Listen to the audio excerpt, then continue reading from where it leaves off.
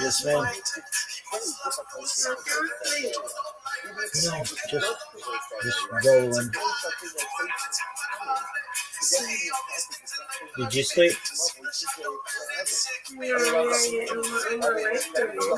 Okay, that's ma'am.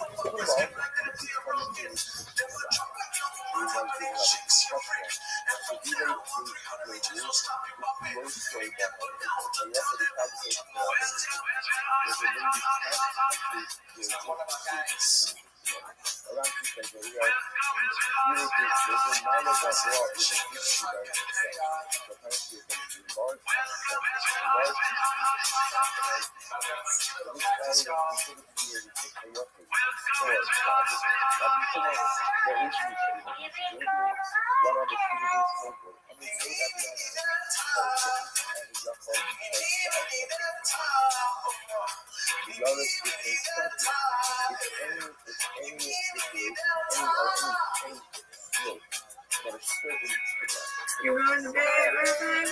Nope. Just at my stream.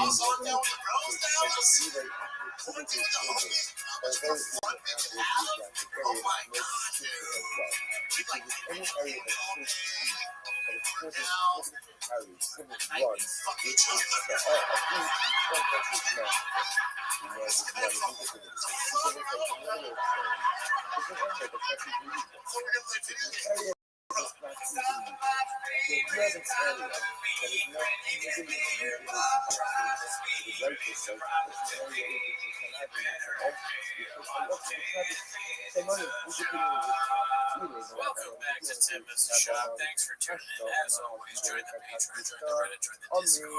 On the Patreon, you get early access of this show.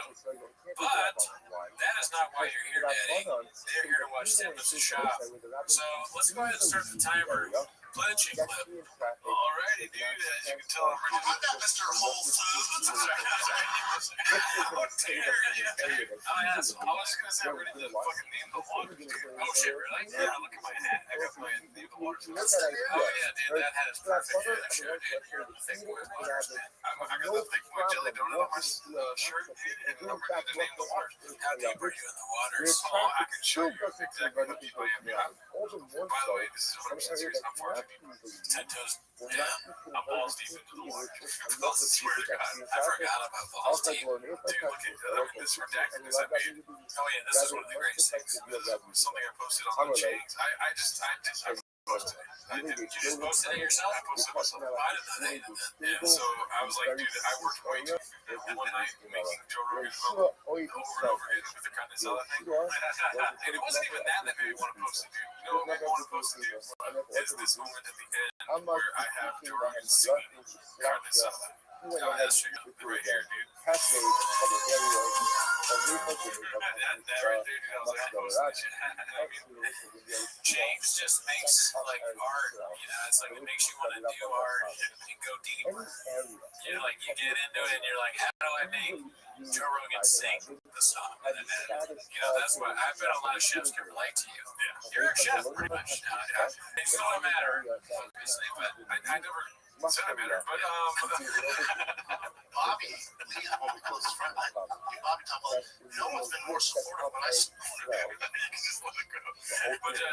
it matter, but I do appreciate the kind words people are saying. And guess what, dude? I never thought I would like working the Friars. But I will say I do enjoy it. And does anybody understand? Doesn't matter. No. No. I mean, I saw the comments too. I mean, unfortunately, I never read them, but I saw them. And they were so nice. I don't know if we talked about this before, but I want to thank the Reddit. What they say about you is not true. I mean, sure, some of you are evil. Like, most of you are good guys. What does he say? Most of you are all sad. We're all sad. You're all sad, and like, a lot of you, it's because, like, look, we get it. Like, Brennan Shaw, he's a fighter, and like, he owns a bunch of trucks. We've heard all that. Okay, he can give trucks away, and he's got a big house in Texas. Go ahead, here.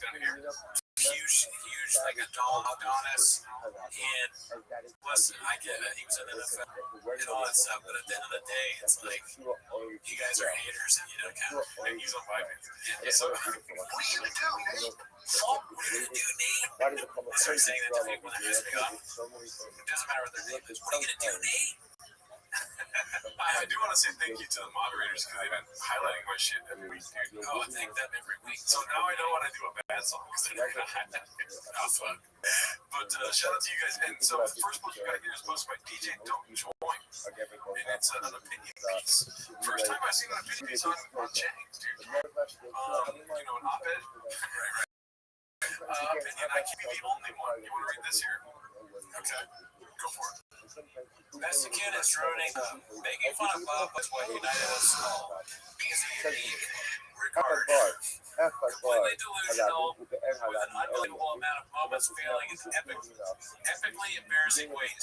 He gives the chefs in this kitchen the finest ingredients to cook delicious dishes for all of us to enjoy. Mexican, on the other hand, has absolutely nothing unique about her. She's unbelievably boring and pedestrian. I can appreciate the chefs and the menu, but you just can't create the same level of flavors using poor quality produce and ingredients. Like many, I've enjoyed this for years, but it's been hard to keep coming back regularly, only to see more and more of her movie face with me. It feels like I'm now eating grocery store deli Chinese food that's been marked down to get rid of it. Couldn't have said it better myself. You think this? Yes. I mean, we should call it one of the reasons why I stopped this week because the amount of Mexicans. Yeah. Let me tell you something. What's my great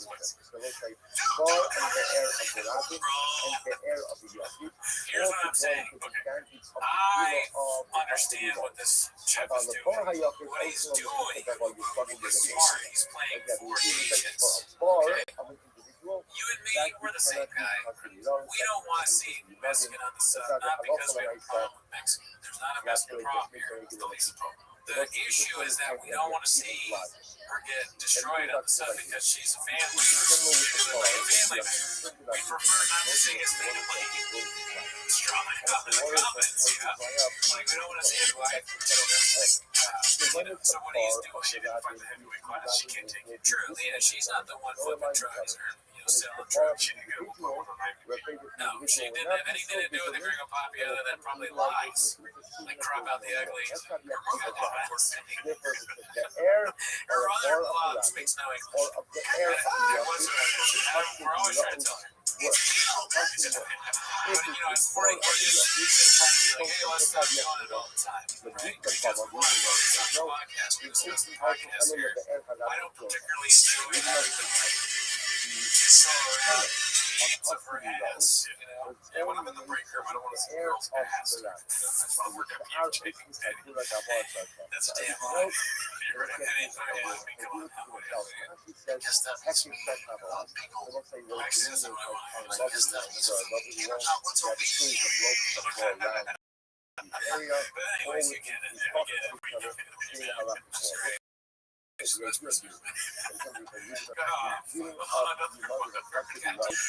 supposed to by Carnival. It's called We're Getting Close. Right? Close to what, my man? Show my man goodbye before he goes to work. He didn't see me.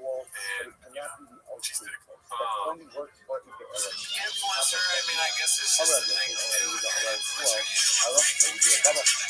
Is it my cup of tea? No. says I like a lot of Ladies us and need to remember that gentlemen, in the whole time that the things are possibly well only work for the air of the Syria. this next one's posted by I forgot how to say that, but shots fired at rapist. Let's see. I'm with her that I'm not necessarily in favor of all mass that we don't necessarily want. My issue is they should be much more willing to trigger the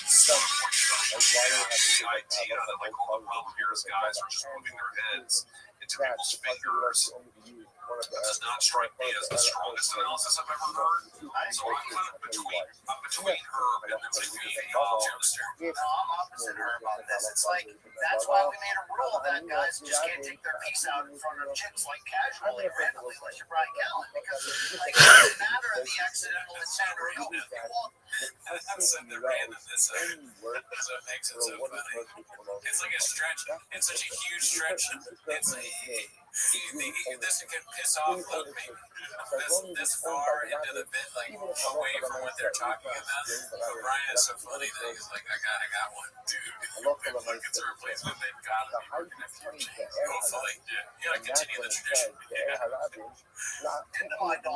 It just happened to be out. Like, no, that's inappropriate, brother. Okay, like,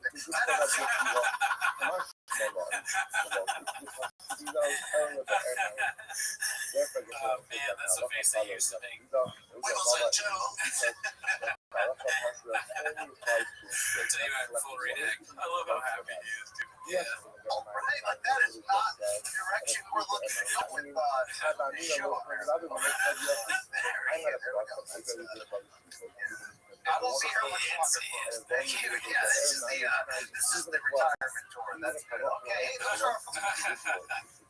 I mean, it's just so funny when he goes, he has the strongest analysis I've ever heard. So I agree. He's going to say, gets a bit accent. He cuts into him. He's already smiling. You can tell, like, he changes. He lights up. I don't know if you saw this video. Hey, Tozy, I watched the whole thing also, and you know, to live a minute here too. We don't need to watch the whole thing, do we? I went onto the YouTube after I wrote like a dash hater, not dash apostrophe hater, hater me. But that's a great video. Tozy Tozy breaks down Brenda's truck giveaway grift by Nikki Fresh. Go check out a Tozy, dude. Yeah, comedians are podcast. Got exposed for running car giveaways that seem less than legit. Tozy brought what's the over-under on Papa calling out a Tozy by name? Let's say zero. I wish he would. Here's my argument. A Tozy's big. That's true. He's a big name. He talked about Steve will do it, but who's bigger, Steve will do it or a Tozy? Yeah. I mean, maybe for the younger generations, a Tozy. On social media, this isn't real. You're right, it's also not real. Yeah. Steve will do is probably one of the most important entertainers in this generation. No, it's still probably lower, Danny. All right, let's see what else we got here. Appropriate Dude 930 posted this one. Our boys didn't get the invite. By the way, I say, let's see here. What is that thing they call me out for? Oh, I forget, dude. Let's see what else we got here. Our boys didn't get the invite. Shock. And then I've seen other social media is not real, but that's all our social media is talking about humiliating rich people. You know, what you mean? Is that funny? I would assume it's on the right as well, right? I think so. You know? Yes. I've never seen it. I mean, I guess you mean the someone's it's like the making right? Yeah. I bet people have talked about this before, but Lincoln looks kind of sad, right? Because probably, right? He's like, this is a he's like, fuck, I'm the closest thing going here right now. He's gonna fuck. That's what Lincoln said. Just trying to look at him in the eyes when he's thinking about this. I was thinking of the bit for fucking Abraham Lincoln's face. Here's what Abraham Lincoln's thinking. estava na função, mas aí responde. Number 3, I get fucked in the mouth by Drew Hey boss, chame ela, odeia, ou se você não é lugar, That would probably be the funniest thing to do when you walk in the Oval. It's just hump the shit out of it. So busted. That's like almost too funny. It actually is funny. It's too funny to do. If it was dual, it's dual. But you go in the Oval Office, you're like, hey, look at this Trump. Look at what's Abe doing. That's his proclamation in his face. I'm good for the uranium.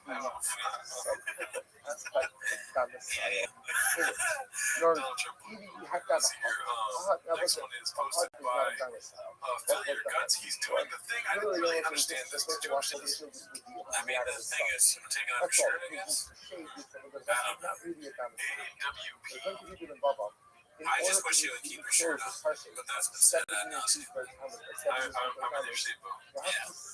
I wish that's something we could do. That's unfortunately. Fancy yourself a fisticuffs. And when you carry a hammer, everything is your screws. So, just not be a little bit. He seems unhealthy too, right here. This is not a good look. I'm worried about him.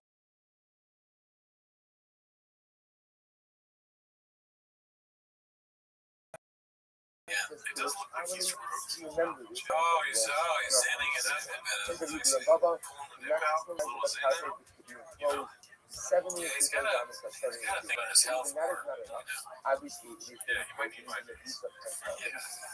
Maybe. Tops on it. Yeah. Think about it. Let's see here. Empire of the Cat, my Majesty. Shout out to you guys for liking it. Here we go. Cool man. Posted by Terp Exclusive. Hopefully this is his politics show because he goes about a little bit. Yeah. Let's see here. I'm not even saying it's bad. I'm just saying. I'd be lying if I told you I cared much. All right, here I go, man. Oh, here's Bert Kreischer. Like you have a sister Look at and a Bert. well. Does he have a drink in his hand? This fucking drunk. Loudmouth. You're gonna start crying and taking your shirt off, you fucking overweight oaf. Requires a watchman's hut or that the country to go to the city. Is Michael Irvin talking about the U on Fuck TV again? Inside of that carpet and you are good to go. But if you are given says, Suddenly Skulls is very glittery. Even without doing the sofa. And he even says, you Alright, don't I like how she's not talking to Bert I at don't need a all. hut, I don't need to go to the city. I don't need a boss. Hell yeah, they cucked Bert on this media shit. Look at Bert, mouth breathing. You're gonna start crying, you fucking oaf. So as long as Look out you that are like a drunk Shrek with no charisma. God forbid you get liquid death. all you need to do is It's run, fucking make weird. sure the area is closed. How about that, Mr. Holmes? So that's all. There's nothing else that you do. Fuck you up. They didn't get one word for that fucking oaf. Fucking calls him a oaf. Oaf is funny. I like that. I really like that impersonation. By That the was way, good. also in order for the carpet tour, Hell they yeah. ultimately Great again job, have to Sibley be Skulls. meaning Hell yeah. They didn't get if shit the from him. length is Fuck any yeah. greater than the width, Yes. even one hammer, thereby throwing off the Hell square yeah. proportions, image out from the sofa. You may They're not like, yo, I want to hear from everyone in this group circle except for this fat motherfucker. Yes. They said, fuck yeah. I thought that the new I'm hitting you with the Arca was cause nice right hand there from where I want to, especially the right hand there from oh god, I'm fucking this up, y'all. I was too busy just hating on Bert. The aim of Kula elevates I mean, I'm gonna guess in what the it open was. to Was the who showed up on a hip of Joshua, Jake Paul fight, and then some sort of media thing. I'm talking more about like, oh, where does it come from? Yeah, what's the origin story? You know, Closing down residential areas. that's social And media distance. one of the Okay, things that it might be social media, but you basically talking to what? Hawaii is that well, you might have to I guess that means pull the fuck up. and therefore, again, if it's not a square, That's the narrative. even if again, we'll take the same Yeah, I would. That's funny. Like 70 and Luke and $2 Bert dollars fight. by 70 and Yeah, I mean, Bert is just one of those guys that makes everyone hate him. all because the he's so things. We're obnoxious. going to see actually Yeah. the measurement What do you off think, by sir? a little bit. It's But like it's a you first know, reaction to all the the taxes choices. are all the same thing. He's, So the always that's a good question. because I'll say What that did I you do? can go ahead and What did I inflate do?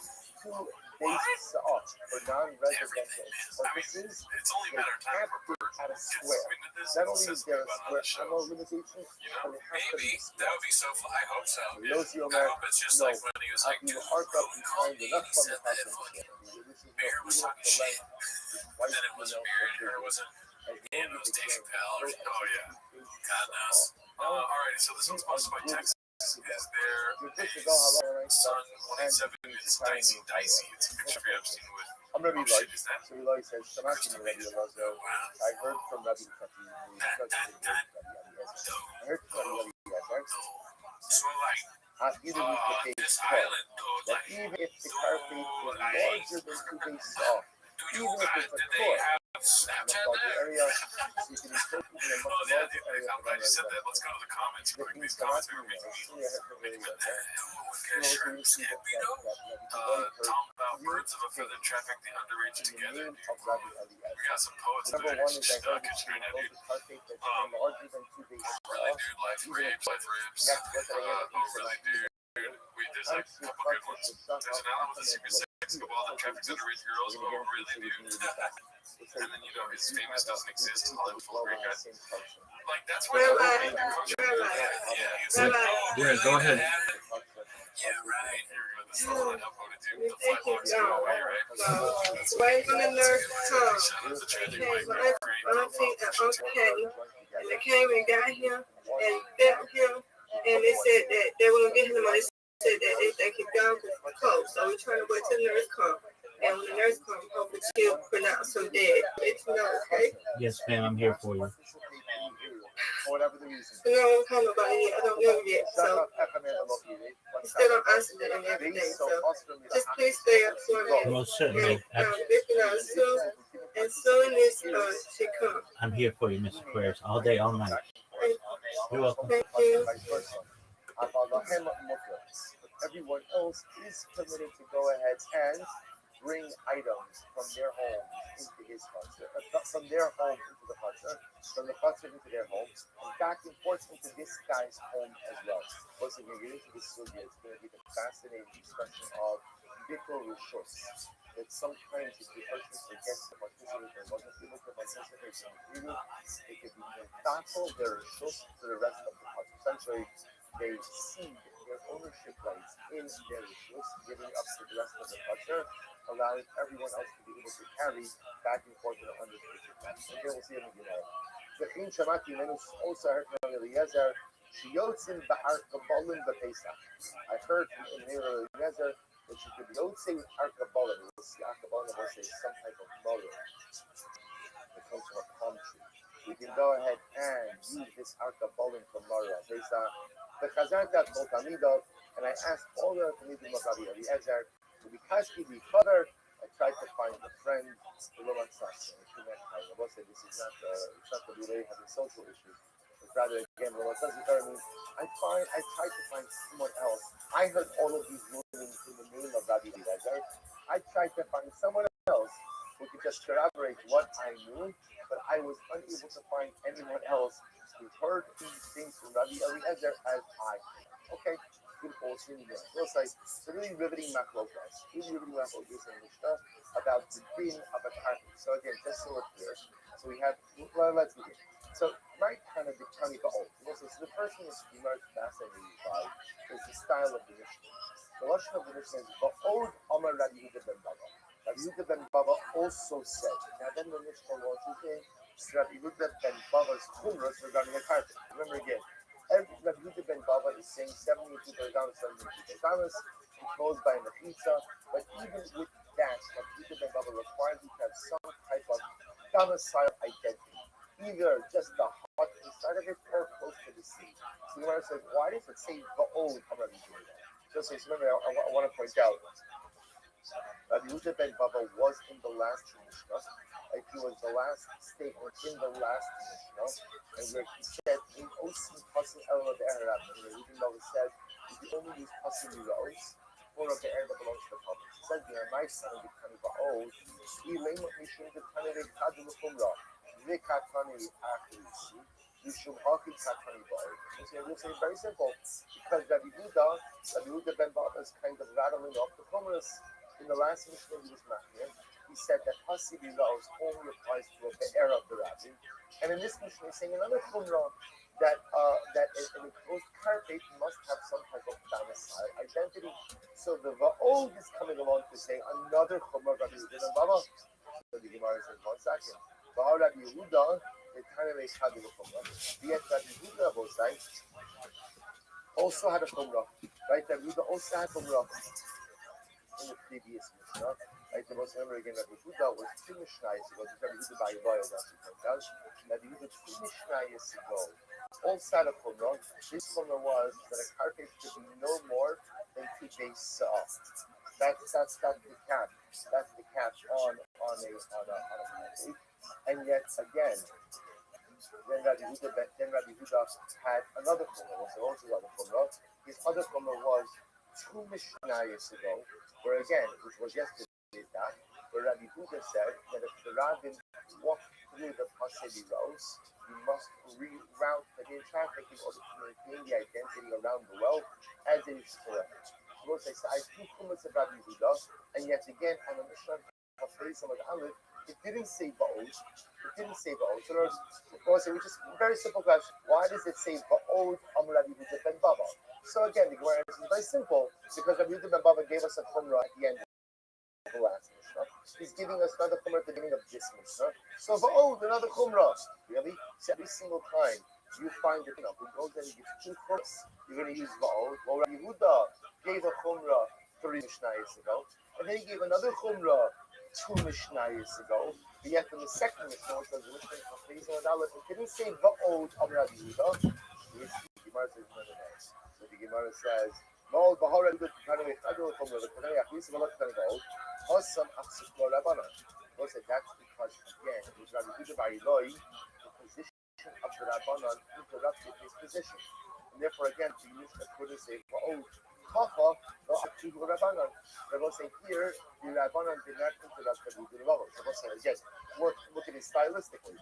Right, the first Mishnah we just discussed was at the end of Kaf days on the days. Right? Ultimately, again, Rabbi Yehuda ben Baba says, in Osim Pasan Elaber Harabin Yonka. And then again, we go right into that Mishnah of Chazin and days to Mishnah of Kimon Valley. And it's Rabbi Yehuda ben Baba quoted both times. So there's no interruption. There's no one else interrupting with another Shita.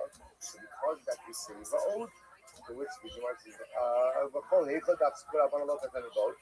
Beginning at any time, stylistically, at any time you have a position that is uninterrupted by another position, that the Gemara will use Roshon of Va'od, Va'od giving example as Nashuvahar, Rabbi Eliezer the Sukkah, the Aksukuh of Rabbanan B'Sachani Va'od, but the case of Rabbi Eliezer and Sukkah, where I will say he was interrupted by the position of the Rabbanan, yet the Gemara still used the Lashon of Va'od. We'll take a look at that. Rabbi Eliezer the Sukkah, Yisman the Mesaka Sukkah, Rabbi Eliezer, Omer, Yud Salmon, Silos, Chayes, Adam, Racha, Sukkah. Let's listen to this. Rabbi Eliezer holds that Allah provides a person who has 14 meals over the course of Sukkah. Rabbi Eliezer holds that the din of Sukkah requires you to eat 2 meals a day in your Sukkah.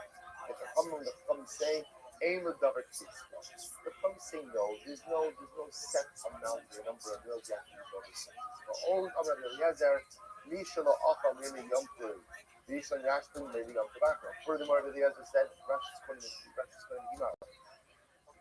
Gemara said that Rabbi Eliezer said that whoever did not eat his meal on the first night of Yom Tov, it's okay to be mashlim, to make up for it by Shmini Atzeret. What do you see from here? So you follow the flow. Rabbi Eliezer, you have to eat 14 meals.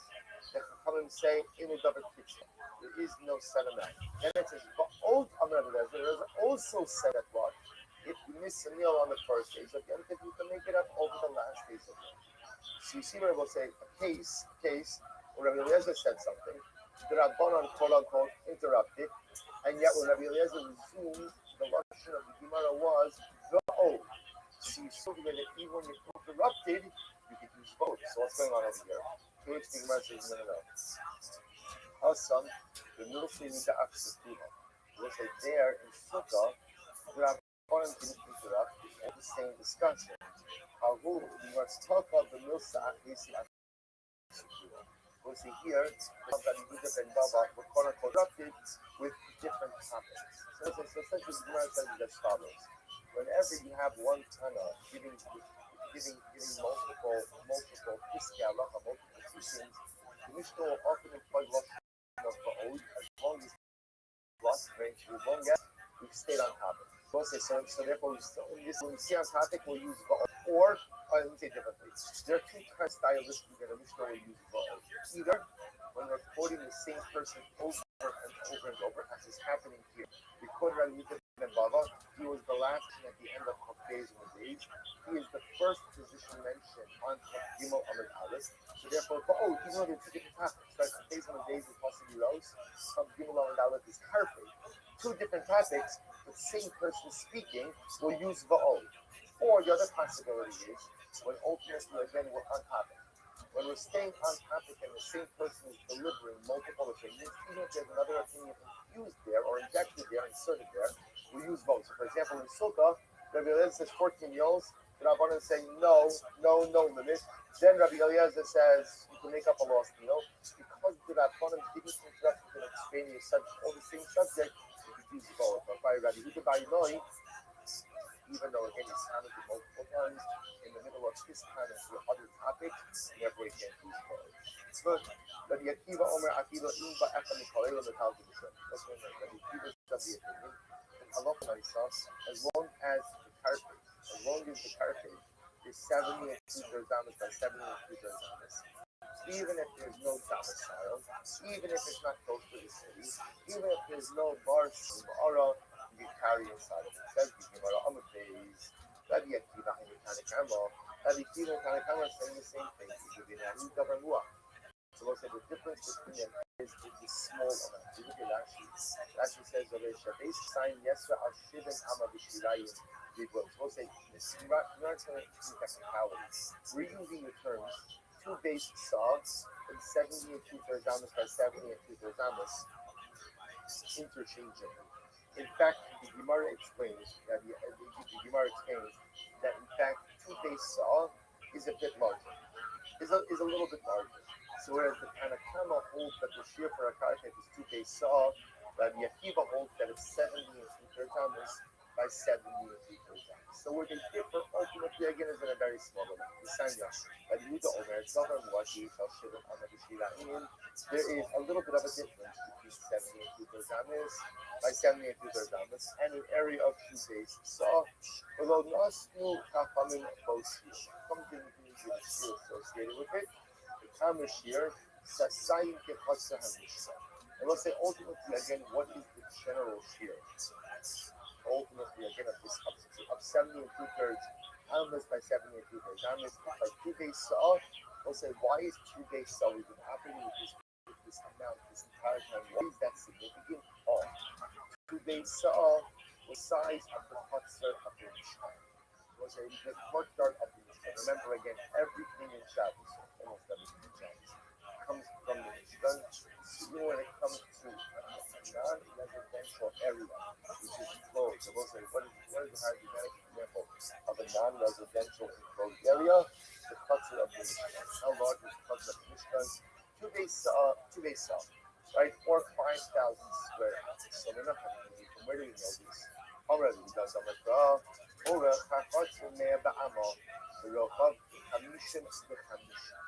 we'll say so ultimately again the length of the chutzner is 100 amis, and its width is 50 by 50. We'll say, so what does that mean? Its width is 50 by 50. So the Gemara says, Amr Torah, whole chamishin is sub-800.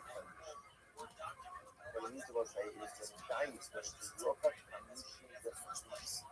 And it says Shabbos purposes, we're trying to figure out the maximum area on a non-residential area. What we do is we take a square of 50 amas, and then we take another square of 50 amas, and we wrap that second 50 amas around the first square of 50 amas. We'll say, what happens when you wrap a square of 50 amas along the perimeter of a square of 50 amas? You get a square of 70 and 2/3 amas by 70. They'll say that's where the shear of the carpet comes. So we'll say, so essentially, if you go ahead and you convert the Mishnah from a set from a rectangle into one square wrapped around another square, you get a square Thomas, which becomes the shear for carpet.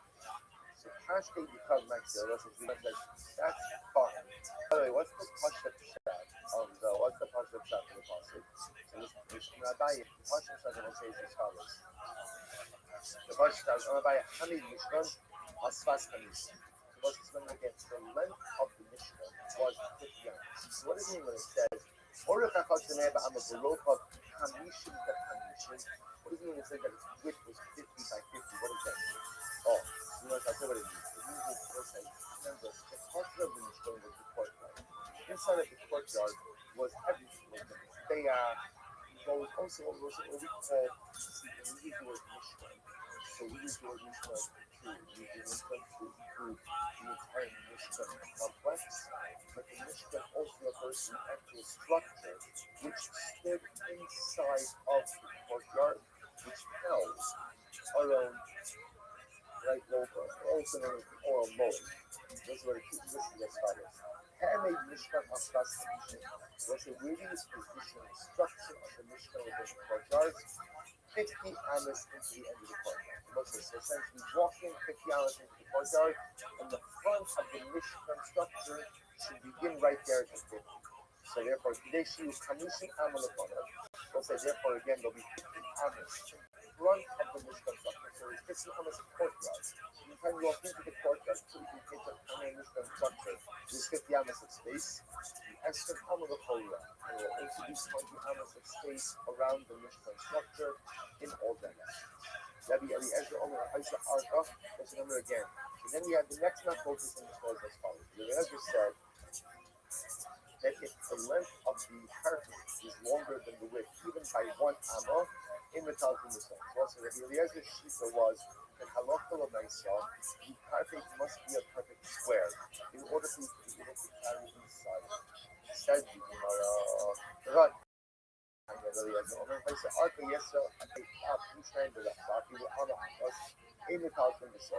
So let's say so. Again, Rabbi Eliezer said that if the length is more. The length is more than twice the width, even by 1 amma. You can't put and carry inside of it. So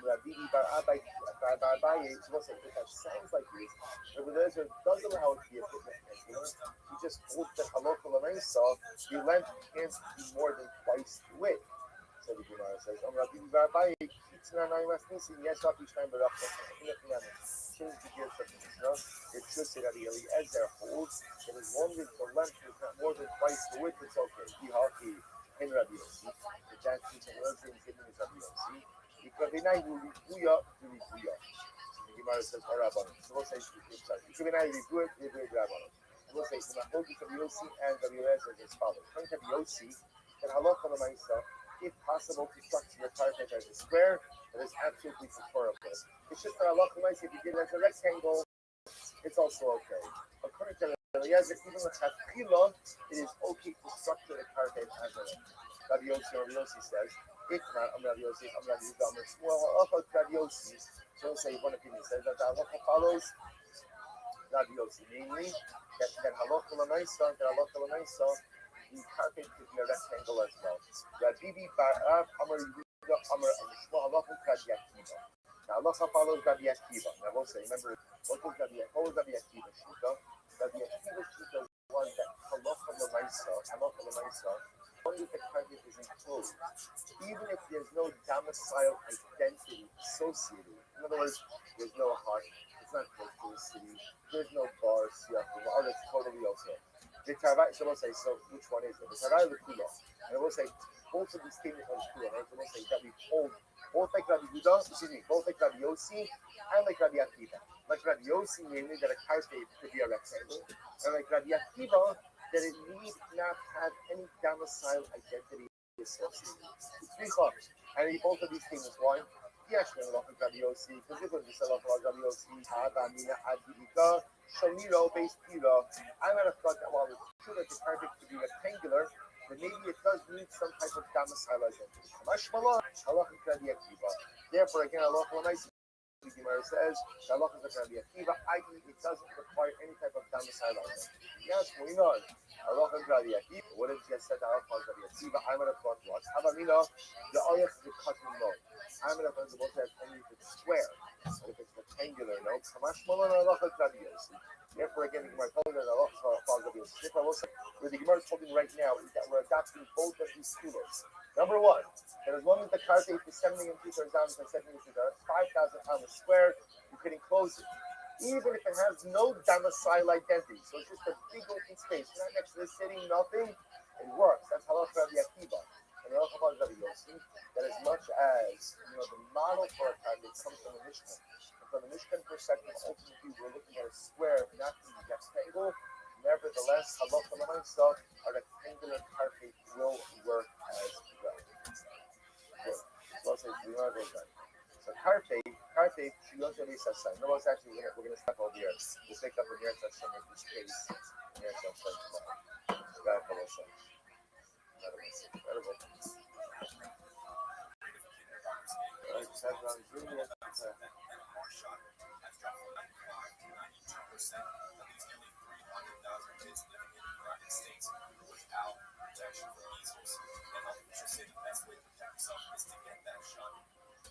Studies show it's 90% effective at preventing infections, and also that is the best way to prevent premature outbreak. Lovebirds will have to adjust their Valentine's Day wedding plans because the holiday season is Saturday. LA average by morning post offices will be closed, but in Orange and San Diego counties, folks are getting special accommodations for couples still wanting to say I do on February 14th. Let's go to Crash on the telephone in LA.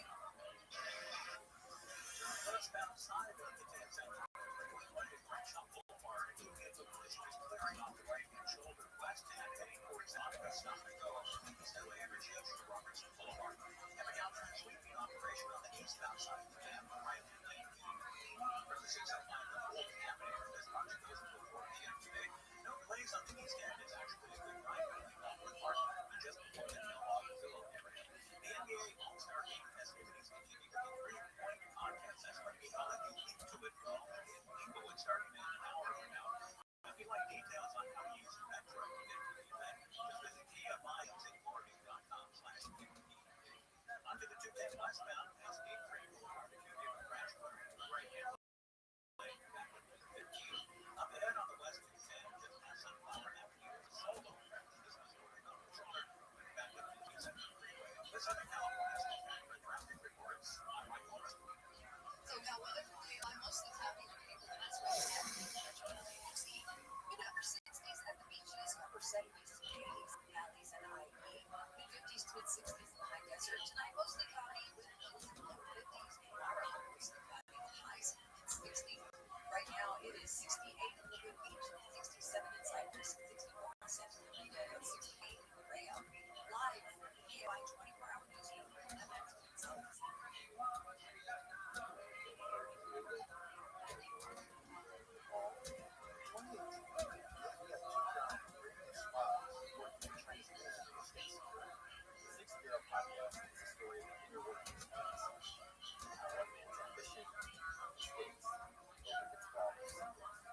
Listen to the 6 Bureau podcast on America's #1 podcast network.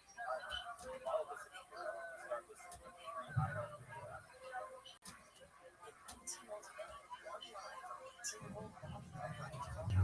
It's your politics of a bygone era. Say innocent Pennsylvania for the past 2 decades. The podcast Armed with Guilt explores that injustice and the unlikely friendship war that drew the murders. Listen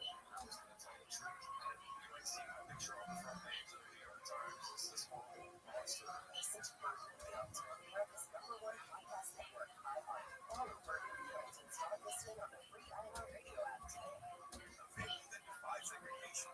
Mysterious man who became a local legend. Now by consent.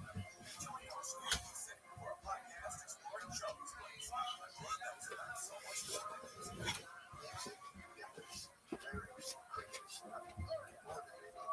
Churches, family, brought the races together. Listen to Charlie's Place on America's #1 podcast network, iHeart. Follow Charlie's Place and start listening on the free iHeart Radio app today. Didn't do what I wanted them to do, they usually disappeared. This is two-faced Jonathan, a podcast that brings you inside the world of a hero who was worshipped across the world, into the darkness of his reality. An investigation of faith, power, and the people brings everything to uncover the truth. Open the free iHeart Radio app and search two-faced Jonathan and listen now. Here's that song again. Here's that song again for the 100th time today. Here's that song again. It's been on stuck in your head all day. Here's that song again. It will make you cry, cry. You love your kids enough to watch that TV show a jillion times, but love enough to make sure they're in the right car seat for their age and size. Show me that. Visit nhtsa.gov/the-right-seat. Brought to you by the National Highway Traffic Safety Administration and the NHTSA. Talk about it's on the website richontech.tv. Earlier before the break, Andy Gray, who is blind, said that his phone, specifically on Pixel, was dialing phone numbers that you would hear on TV. And so I was looking for a way to stop that from happening. And sure enough, clearly he's not the only one. There is a specific setting inside the Pixel to keep this from happening. So, here's where you go. Settings, and there's a setting that says Gemini on lock screen, and that says Gemini without a lock message. You can still ask a question and answer everything to do, but top off the switch next to make calls and send messages without unlocking. So that means when you want to dial a phone number and Greg mentioned that he uses his voice to dial numbers a lot, you will have to just unlock your phone first. And that's going to keep you from dialing those numbers, those international numbers, and getting charged for them from the commercials and things that you hear that your phone is misinterpreting. So, again, you go into Gemini, go into settings, Gemini on lock screen, outgoing calls and messages, turn off the tone next to make calls and send messages without unlocking. Somehow that must have gotten turned on under threats. Good question. Always good.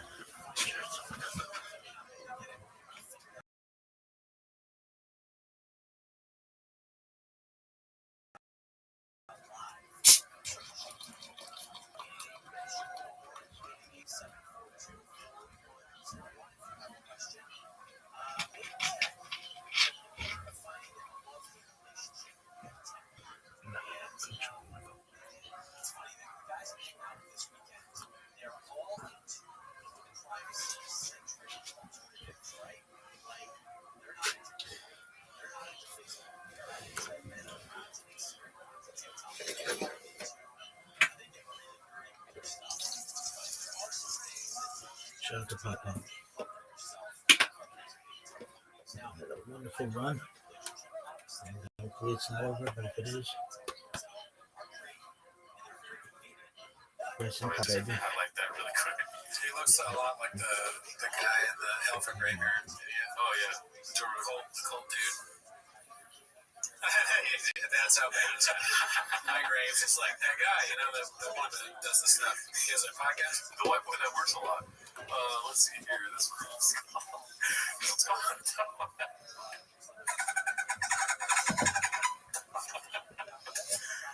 This one's posted by Danny Kaufman too. It's called More Relatable Content, in quotes, about their sex life. First of all, I want this to be on the record. I am not interested. Yeah, no. In Brendan. Let's see here. Oh, does that make sense? Yes. So my husband at 9:59, his bedtime at 10 p.m. Cute, funny.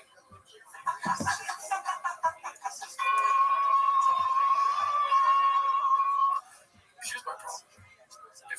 So when the sexy window closes exactly at 10 p.m. Nevertheless.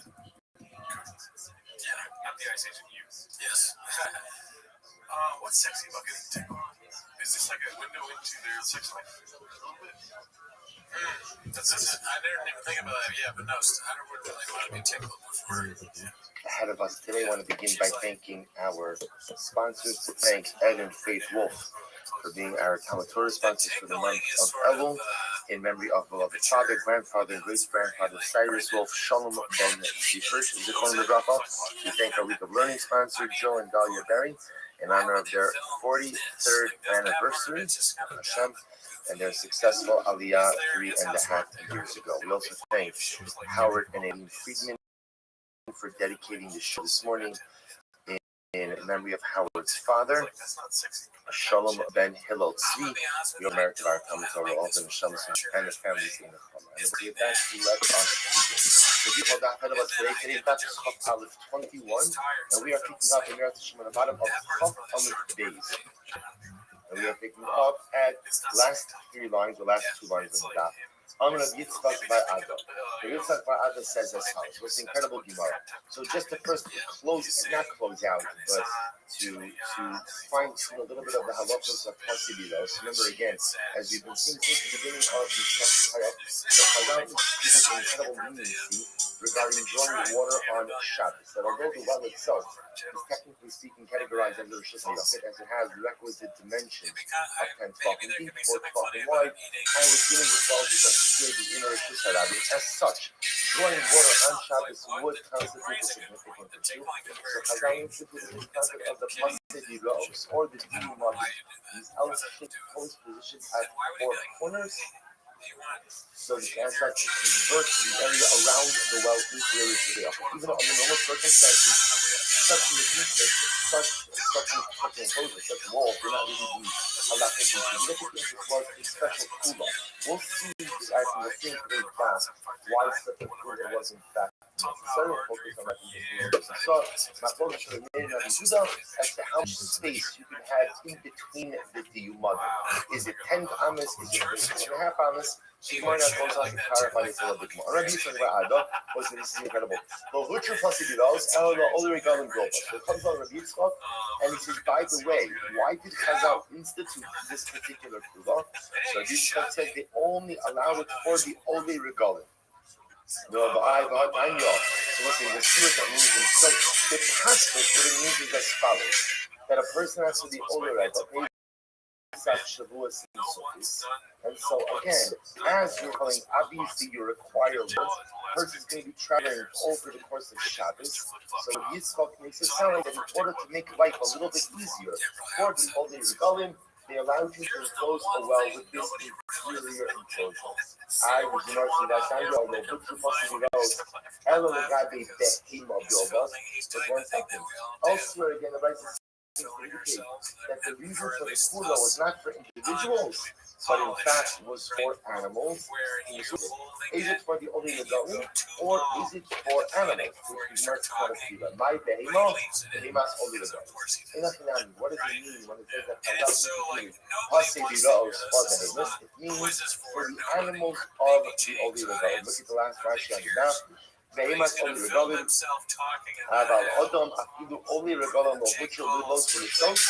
The Yaakov punished with Nibelishos. We'll see that in just a moment. But again, what the Gemara is holding right now, they'll say as follows. When you come to the Olei Regel, so the concept is not just you, but you're coming along with your Shaka, but you're coming along with your livestock. Watering livestock, especially as you're traveling, is no small order. Therefore, Chazal understood that it's using its potential incredible hardship for the Olei Regel to water his flocks. Therefore, to make life a little bit easier, Chazal relaxed the standards for regular mitzvahs and allowed you to enclose a well so as to be able to water your animals on Shabbos. So this was a special takana made for the behemoths of Olei Regalim. The Gemara will say, well, watch this. Aval Adam, but amazingly enough, this kula was not made for people. This kula was not made for people, because what should people do about this? This is wild. Aval Adam, Tapuk Kafalit, Aval Adam, Mitapes, Va'ola, Mitapes here. The most they see is another eitzah for a person. What's the other eitzah for a person? Go into the well. Just go into the well, right? You can go ahead and lower yourself from the well, and you can drink from the well to the well. Now, again, obviously, if you go into the well, then of course there's no issue. There's no issue of any kind of rishuyos. Yeah. There's no issue of any kind of transfer of reshus because you're going into the well itself. First, look at Rashi. This is really wild. Half of Chafalif, mitapes ochis biyad of radil pixelim, benichnas biyotzi mitapes. Listen to this. So what is the Gemara? What should you do if you want to drink water from the well? What do? You lower yourself into the well. And by the way, how do you lower yourself into the well? You go ahead and you just climb down the well. Like you put your arms and your legs by the side of the well, go down and drink, come back up. Listen, this is incredible. So there's another thing over here that the header for Hasibiros, the header for Monday was to the animals. But people, you don't need to rely on a tool like this. But rather, again, you can actually go into the well yourself and drink. So the Gemara says, so one second. Says the Gemara, so as the Gita said in Shmuel, that the heter of Hasibiros was only for a spring, a well that's a spring. That's a be'er mayim chayim. As opposed to, let's say, just a cistern or something that just holds collected water. But if you want to tell me that the heter of Hasibiros is only for animals, but not for people, mali chayim, mali nichunosim. What does it make a difference what type of water it is, right? Again, I understand this be'er mayim. If you're telling me that it has to be a be'er mayim chayim, the heter of Hasibiros is for people, because then that's potable water, that's drinkable water. But when I say it's for animals, what does it make a difference what type of water source it is? For which the Gemara says, you require something ultimately that is suitable for a person. It is suitable for a person.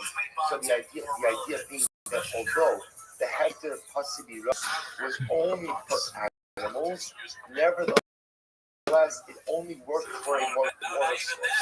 What's the depth of the question? Water source? The type of water source that would be used by people as well. So the Gemara says, about other metapes, the old metapes theory. So what says that the heter of Hasibiros was only for behemoths. But for people, if you need water, go into the well.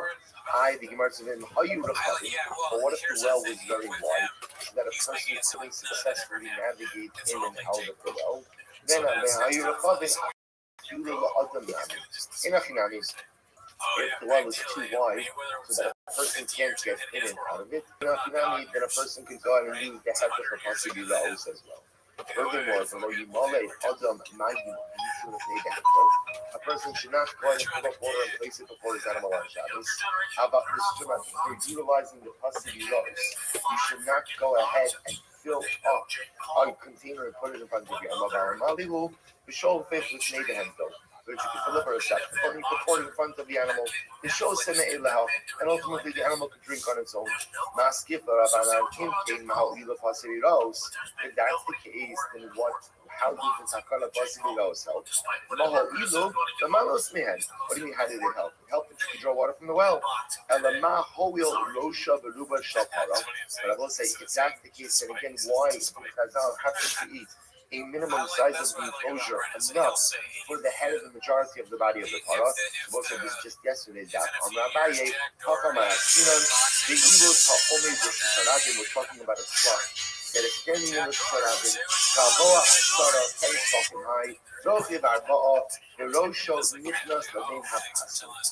So again, that's the continuation. That's just the restating of yesterday's discussion. So we'll say, what comes out of here is something very important. What comes out of this sugya is the Gemara telling us that the Din of Hasibiros was dafka instituted for behemoths only with gold. But ideally, Hasibiros is not used for people. If you want to drink from the well, go into the well. Go into the well. However, in this case, if the water is too wide, if you can't navigate inside of the well, one could go ahead and utilize the well. One could go ahead and draw water for their own drinking purposes from Hasibiros. And I will say this is indeed how the Rambam passes. The Rambam says this is what Shabbos part of Zion. Halacha Lamed. As you know, to see. Fine. The truth is, we'll leave this Rambam not just to the next few lines, because it's going to be a little more halacha, because Rambam keeps it all together. Listen to this. So the Gemara goes right there. The Gemara says, I'm going to be reading about Amarash. Listen, so just keep this in mind. Number one, we've seen that Pasidi Ra'os is primarily for animals. People, if they want to drink from the well, should go into the well, drink water from inside the well. Yet it seems to be that even a person could use the heter of Pasidi Ra'os if the well is too wide, that a person can't scale down the well. What's interesting? You see from here again, sometimes kulos are good, but sometimes the person should try to avoid using kulos. The use of a kula is important under extreme circumstances. But sometimes the use of too many kulas too often is sometimes fundamentally undermine and erode a person's allegiance to the relative halacha. Like if you think about it, what a crazy thing. I want a drink of water, I'm traveling to the well, so I'm going to scale a well. It's like, can you imagine? I've never heard of something like this. I'm going to scale the well. But you see over here that, again, if I need to use the kula, I'll use the kula. But if there's a way not to use the kula, it's better not to use the not because the golden light is to be material, but the golden light is to create a sensitivity and fidelity and allegiance to halacha. And sometimes, again, the use of too many kulas too often undermines that relationship. So I'll say a few more pieces or a few more qualifications. I'm going to hear me about Abba Amrat. Ein working in Belaval. This is fascinating. So we'll say really fascinating Gemara. There's no din of gorgon. So what's gorgon? Look at Rashi. Second of the shorter lines in Rashi. And gorgon in the Baba occurs a lot of times. So I'm going to be case in the Arabs. Also, we see a little bit later on. In how you gorgon in, puts the episode, I'm a Bishirayin. Miss Abel, Imo, Umogidin, Uma, Yemisham, Ula Halon. So the Gemara says, listen to this. We know there's a lot of Tchum. Tchum says that you have 2,000 amis from the edge of the city. 2,000 amis from the edge of habitation in which you have the ability to travel. So I'm making Tchum is not a din in carrying, it's not a din in so this is a din in travel, mobility. So you have 2,000 amis from the edge of the city in which you are situated to travel on Shabbos. However, the din of Gorgon says like this. If there is some type of basic domicile, even a hut, within 70 and 2/3 amis of the edge of the city, you should measure the tchum not from the edge of the city, but from the hut. So essentially, even a basic domicile like a hut within 70 and 2/3 amis of the edge of the city allows you to count the tchum not from the edge of the primary city, but from the hut. That's Borginen. What is a Borginen? Sukkos. Sha'osim Shomri Ha'yir.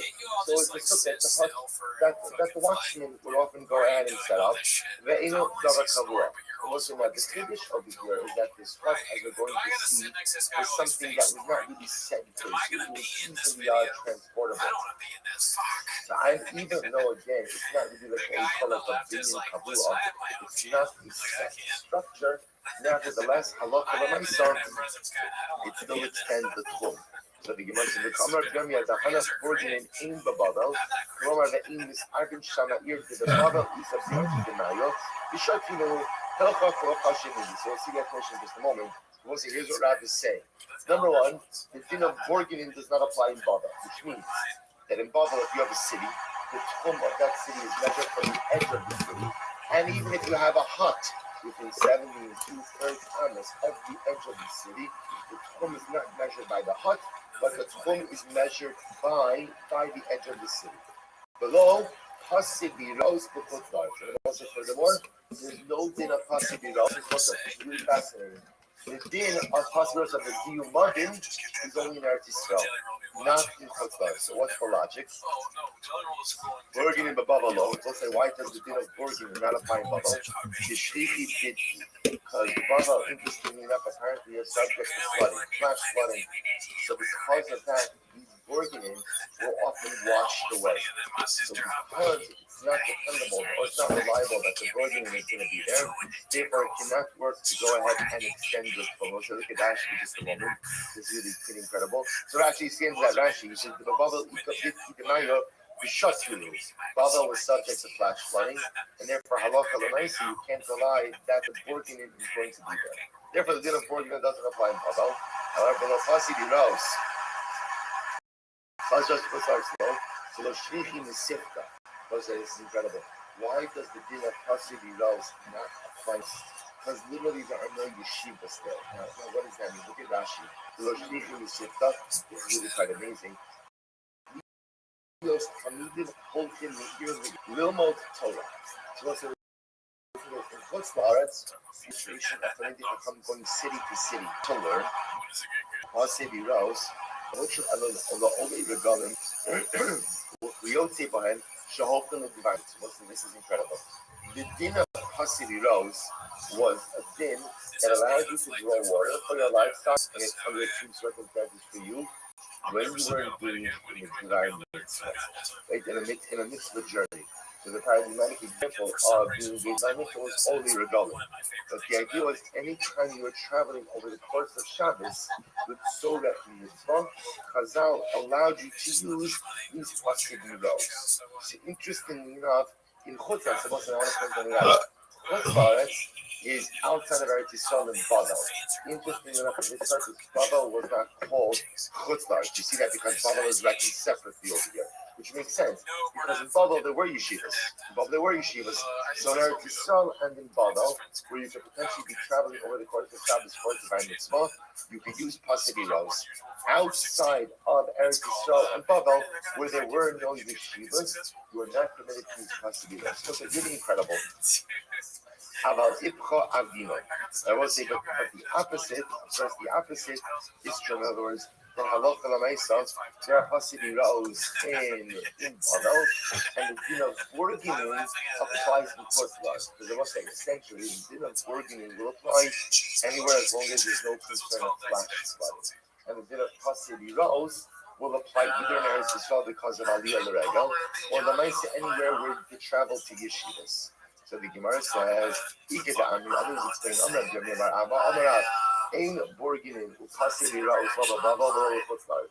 so others have a different version of this. That both the din of Borginin and Chassid Rose do not apply neither in Babel nor in Chutz La'aretz. Borginin the Babel law, as we said before, Borginin don't apply in Babel. Why? Because of flash fire. The Chutar's Nami though, the Shrichi Hanavi. This is fascinating. The din of Borginin doesn't apply in Chutz La'aretz either. Why? Because the feet. What does that mean? These still these huts. They were still these huts. Since they were not covered, they were not affixed to the ground. So they were stolen. So because it's stolen, obviously you can't rely on the Borginin to be there. So the Gemara says, Chassid Rose for Babalo, the Shrichi Maya. So again, these Chassid Rose, that answer was not allowed in Babel. Why? Because once apparently water was an easy supply in Babel. So remember again, the din of Chassid Rose is a din in Eretz Yisrael, says the Gemara, because water is harder to come by. But in Babel, where water was easy to come by, there was no need to rely on these kulas. The Chutz Nami the Lo Shlichim Yisrael. And Chutz also, there was no din of Chassid Rose because since there weren't yeshivas, therefore Halacha L'Maisa Chassid Rose was only instituted in the situation of divine mitzvah, and there was no real traveling for divine mitzvah in Chutz La'aretz. Amri Achista L'May Breid Rav and the Breid Rav Yom Abba Amri Asisu Mi Barnash L'Bei Knishta Dudanio the Hava Plasa Parsi B'Shabsi. Let's listen to this. The Gemara tells a story. So Chista said to Mari Breid Ravina Breid Rav Yom Abba. He said to him, I heard that you went from Barnash to the shul of Daniel. You traveled from Barnash to the shul of Daniel, and that is a distance, Rashi says over here, Shamati, Ha'omim Aleichem, Sha'atem Bo'im Mibarnish, L'Bei Knishta Daniel, B'Shabbos, Makom Hayah Babel, Shesham Hayah Mispalo Daniel, Sid, the Kabin Pesis and Levi Lassi. So this is, so apparently there was a shul that was known as the shul of Daniel. So you have a Chesed Kavim Mari. I heard that you traveled on Shabbos from Barnish to the shul of Daniel. And the problem is, that is a distance, that's a distance of 3 parcels, more than Tchum. And my son Hisu Abordian. So what did you rely on? What did you rely on to travel such a far distance more than the regular Tomat Shabbos.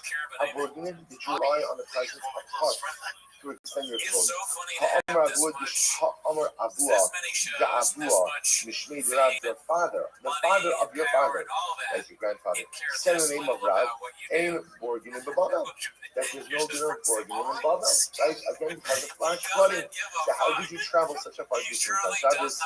Nafik Samar went out, he showed the Krista, the Achile Hanul, Safta, the Midwan, the Shivin, the Shirai.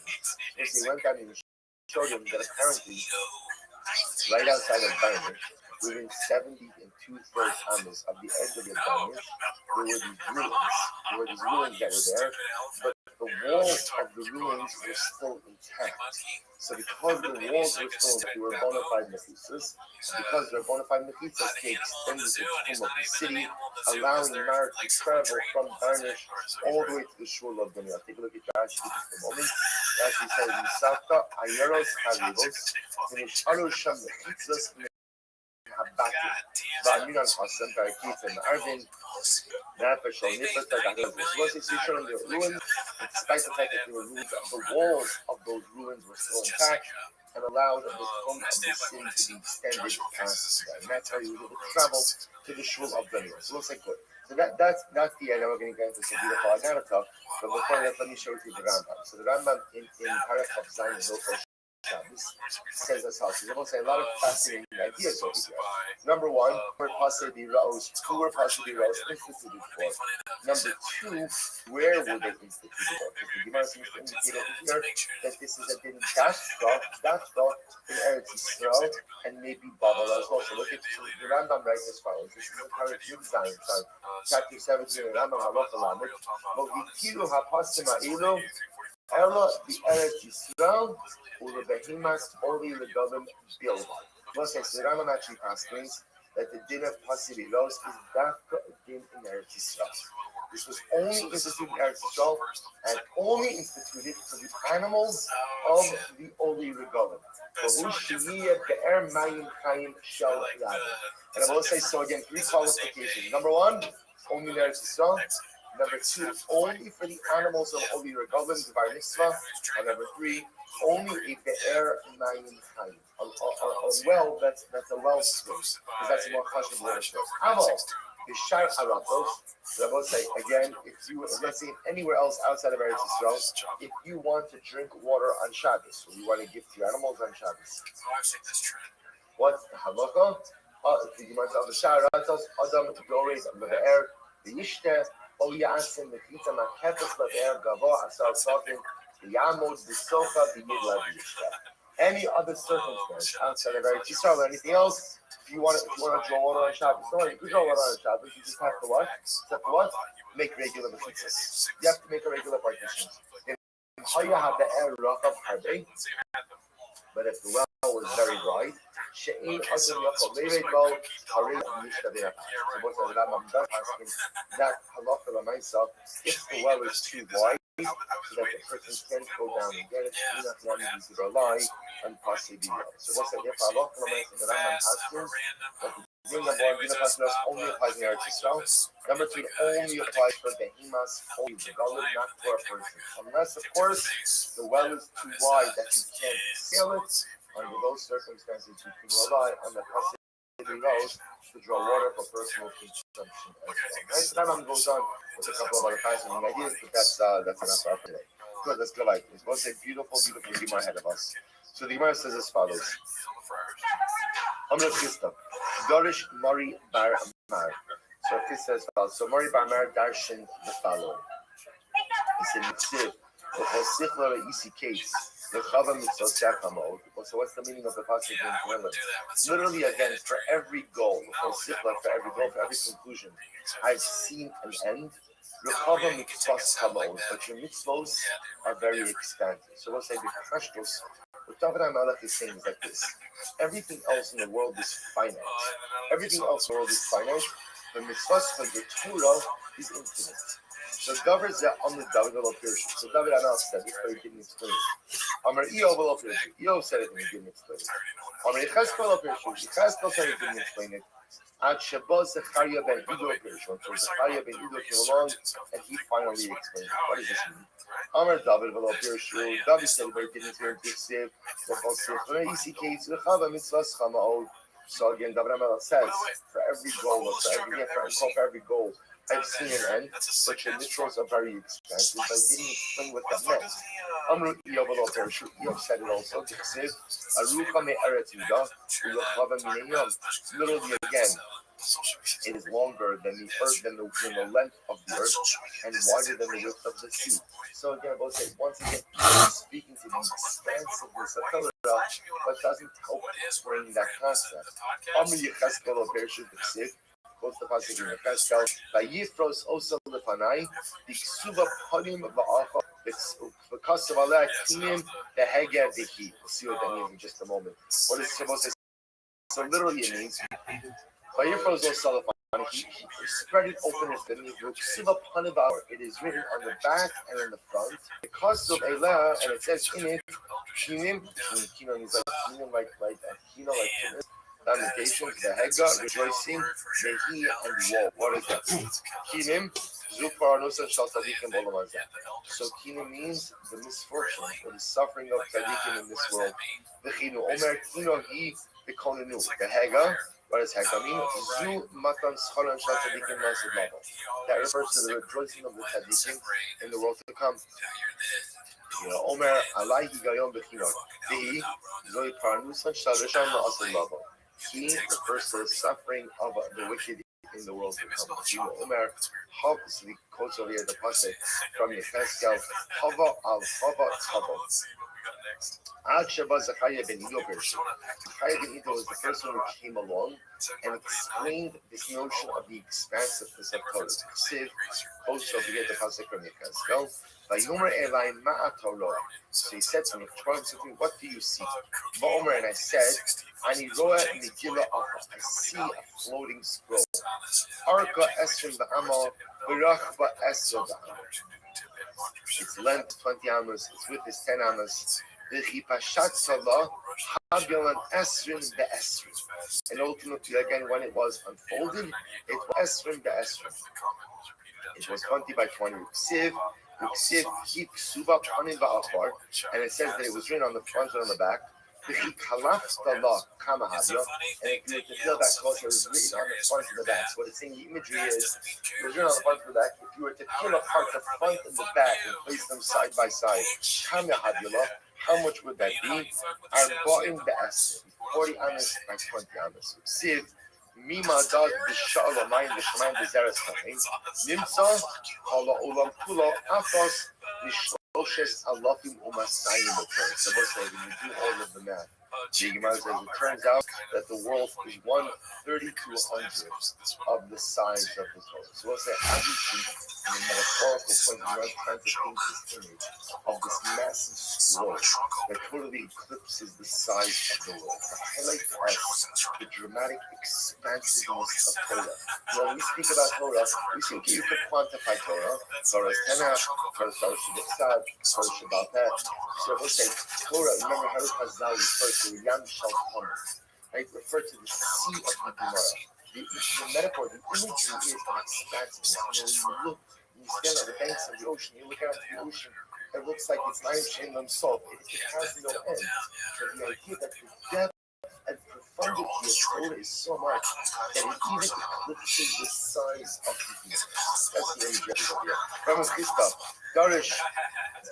Darish, Mori, Barmar, my Bitsir, Bine Shnei Duda Iteinen, Muad Mufnei Kalasha. Those are actually quite beautiful. You might recall something from Yom Yo. It says over here, Bine Shnei Duda Iteinen, Muad Mufnei Hashem. That there were two baskets of figs prepared for the Heichal Hashem. Hadud ha'echad te'inim tovos. One of the baskets contained good figs, tovos loads. Te'ini habachoros. Like the early figs. Because just see something that's happening over here. If you have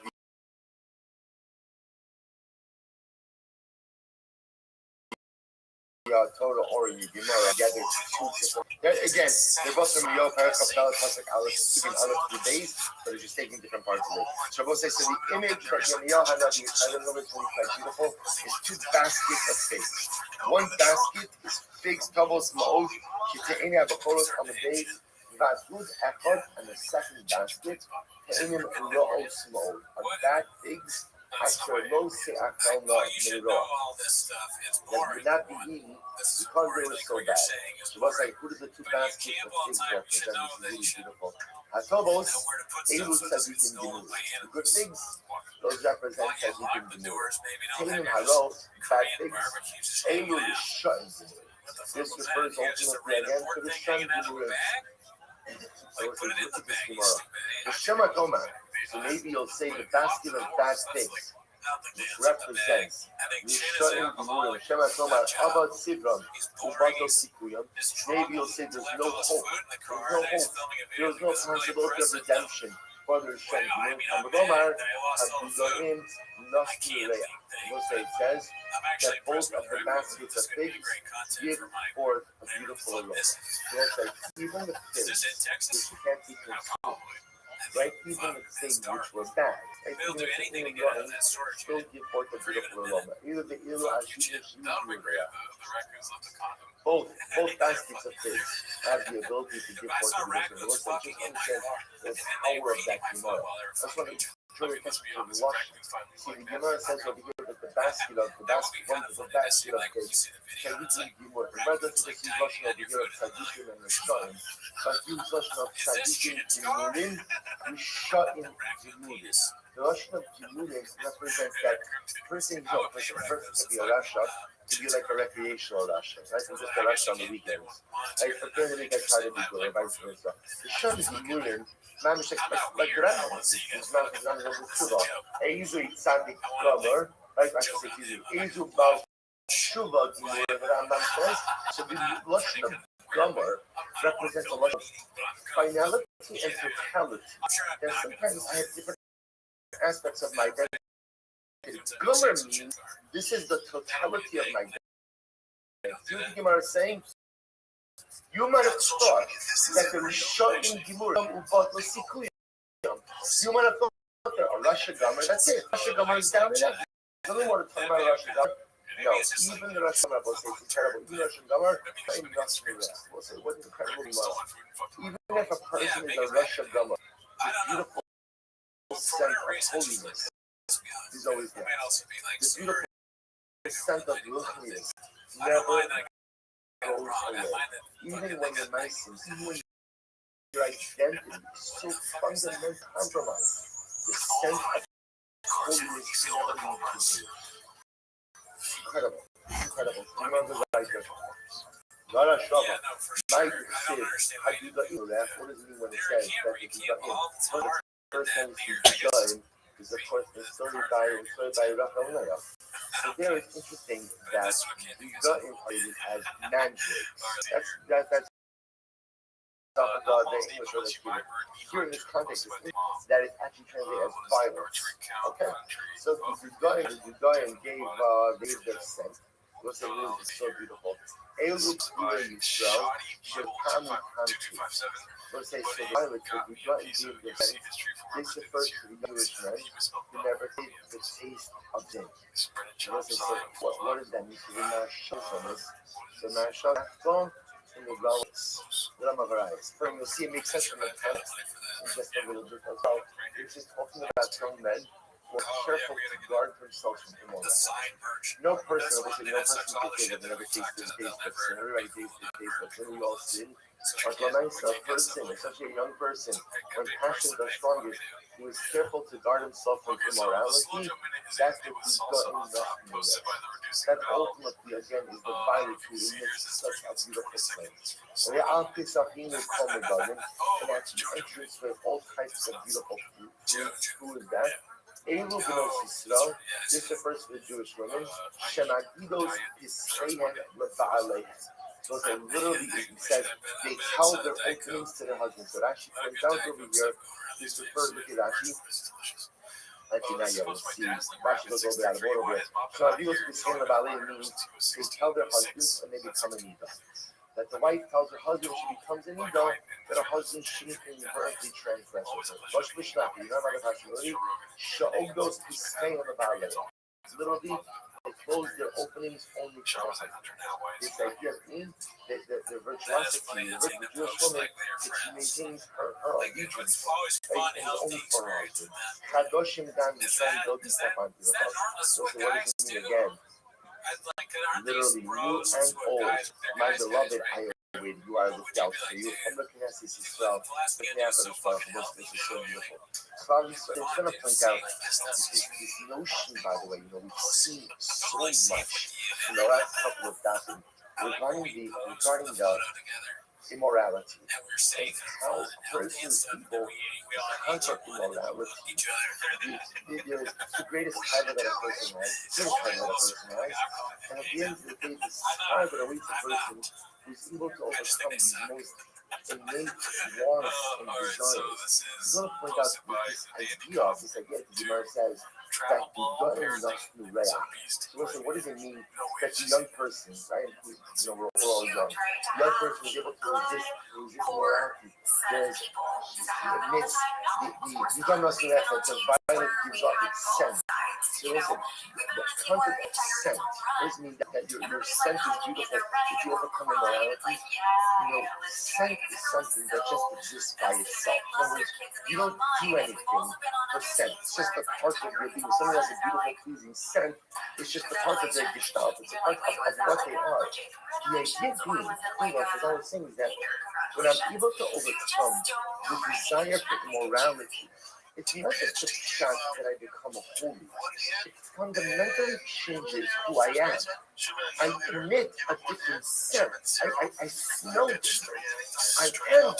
You see, there are certain things that I do that give me greater kedusha, that give me greater holiness, and there are certain things that I do that just fundamentally change who I am. I emit like a I emit pleasing aroma. So when I muster the inner courage to overcome the pull towards immorality, not just the shot that I'm holy, that I'm good, that I'm pleasant, my aroma is an incredible idea. I emit a different scent. So powerful. Oh, can I say so? Thank you. So probably says emotion. These are beautiful pieces. How big is the those semi-man shekazar to allow the client. The quality of the Baruch something is Ribbon Shalom. You've made many laws. You've given me many laws. But I have legislated upon myself even more laws than you've given me. And I kept all of them. That's Kali says for Baruch. You've made many mitzvahs. I taken out even more mitzvahs and I kept everything. I'm going to pick out a little bit. I got the Krista one time said to one of the Talmudic communication who was raging at his presence, have you ever heard a drasha on this passage Hadoshim Gam Yishan? What does it mean when it says the new things and also the old things? Amarle, Eila Mitzvahs Kalas, Eila Mitzvahs Kamulas. So the Talmud said, which refers to the even mitzvahs and difficult mitzvahs. Amarle, which is Torah Pa'anayim, it's always Torah given multiple times. That it would say, Kadoshim Gam Yishan, which makes it sound like things that were given earlier, things that were given later. Halal Mitzvah Torah, Halal Mitzvah. As I look at the consequences, Kadoshim Gam Yishan, the word Yishan refers to ultimately Mitzvah Torah. Yishan, the old halachos refers to the halachos that the Ribbon Shalom gave us. But the Kadoshim refers to the new halachos that the Rabbanon gave us. Look at Rashi, Divrei Sofim. He says, Kadoshim sheniskansu b'chodar vadar ligdar geder b'shiyah. Each generation legislates new laws for what purpose? For the purpose of keeping a protective sense of love. So beautiful. Garash Rava might see the Yosem Mehima B'nei Yisrael Asus Korinami. What's the meaning of the passage in Koheles? When it says, and even more than these things, my son, be careful. Asos Sparim Harbei. Literally, what it sounds making svarim. Make many svarim. What does this mean? The meaning is done with divrei sofrim, goes with divrei Torah. Shlomo was saying, my son, be more careful with Tosfos, with the law than with divrei Torah. Divrei Torah, Yishana Seva Lo Saseh. The Torah is comprised of positive commandments and prohibitions. The divrei sofrim means when it comes to the words of Chazal, all over al divrei sofrim chayv. Why have we not done that, right? We're violating divrei sofrim both sides. Chayv Yisrael. So now what is that? Take a look at Rashi. The Seva Lo Saseh. That Rashi says, Yesh Bohen She'in Bohen Chiyuv Nisa. About divrei sofrim chayav Nisa al kuvan kibutzim. The Polish Yagar Yishachem Nisa. There was a quote over the pasuk from Kohalas that says, he who breaches the fence shall be bitten by this thing. So even though this kind of sounds counterintuitive, right? One would need to be more careful with the righteous because they're given by the Rebbeinu Shalom and not the Rabbanon. Yet the Rebbeinu says, he who breaches the rabbinic fence will be bitten by its snake, which means that in certain respects, rabbinic law is dealt with more severely than biblical law. What's the idea? Because the idea is that rabbinic law is the glue that keeps us together. The rabbis of every generation, and I'm not that every generation, every generation has to legislate new laws because of the circumstances. It's the glue that I've done that keeps the fabric of Israel together. And if you don't go ahead and adhere to the Jews, like if you don't adhere to the Jews that are on, so the Lord of the Rice is going to still be in fact the turn of the country matter of Hashem to the fabric of the Israel. That's why amazingly enough that there's sometimes greater severity attached to doing the Rabbanon than there are to doing the Rice. Hashem Atamar, in Yesh by Manish, or maybe you'll say 1 second, well, if the teenage Rabbanon are so important, then why didn't that be part of this Rabbi Yini Torah? It looks like this thought crosses everyone's mind at some point in time. And if the rabbis of Chazal are really right, then why didn't that be part of what just included? So we'll listen to this. Amar Kra'al, Asos Svarim, Harbe increase. So you'll say at a certain point in time, you can keep writing Svarim, and keep writing many Svarim, and there will be no end. Or as we're saying, that Torah continues to evolve and Torah continues to go on. It would have been impossible to commit everything to writing in one sefer, and therefore HaKadosh Baruch Hu had to be mechalik between a Torah Shabbat and a Torah Shabbat, the Chaisra and Bnei B'Rabbanan. The law of Harbe Yegias, that was literally translated what this means is much study causes weariness or tiredness of the flesh. Rami, Shakala Malik Al-Hakamim, Nidon Bisar of Shakala. It teaches us that what? Anyone who disparaged you, anyone who disparaged you in the law, will literally be judged in boiling excrement in Olam Haba. The idea of being, to go ahead and say, the rabbis are just adding on layers of halacha that are not necessary.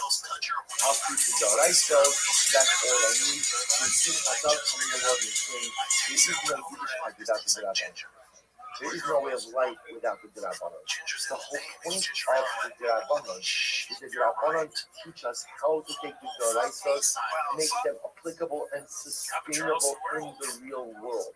When you see someone like this, that if you go and disparage the Rabbanon, you're going to burn and burn excrement in Gehenna. It's obviously hyperbolic, but it's the idea of Chazal telling us there is no life without the Rabbanon. You see this. At any time you try to steal away the Rabbanon from Jewish life, it's only a matter of time. It may take years or may take a few generations, but at the end of the day, you absolutely lose your way.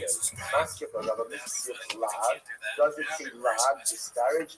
Lahag says. Lahag was like, now, the way the Gemara was kind of interpreting the pasuk was lahag. The word is lahag. The Gemara darshaned it as lahag, which means to disparage. The Gemara doesn't say lahag with an eye and disparage. It means lahag with everything to learn. Allah, what it means is whoever engages in the study of Torah, specifically the studies of the Rabbana, like the studies of Gemara, it's like he tastes me. We'll say, what tip shot with that? That if you study Gemara, you study Dinei D'Rabbanan. So it's like you have your history, then your others and what is something beautiful. This is just like when you eat meat. How do you feel after a good steak? How do you feel after a good steak? Satisfied. Satisfied. We'll say, how do you feel after a good block Gemara? Satisfied. Satisfied. You know, it's like there are certain things in life which give you a certain level of satisfaction.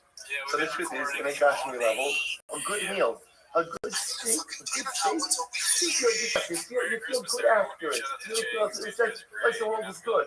It's like, you know, if you have a good steak, it's amazing. A good steak and a glass of wine. There are no cherries on it here, right? But a good base and a good glass of wine. I was saying, so again, the universe is in equilibrium, right? Life is perfect. The only thing I'm missing in that moment is Mashiach. It makes me feel like a little like Mashiach, right? So let's say, in all seriousness, where else do you replicate a feeling that when do you have a feeling in life that like the world's good, the world is good and everything is perfect?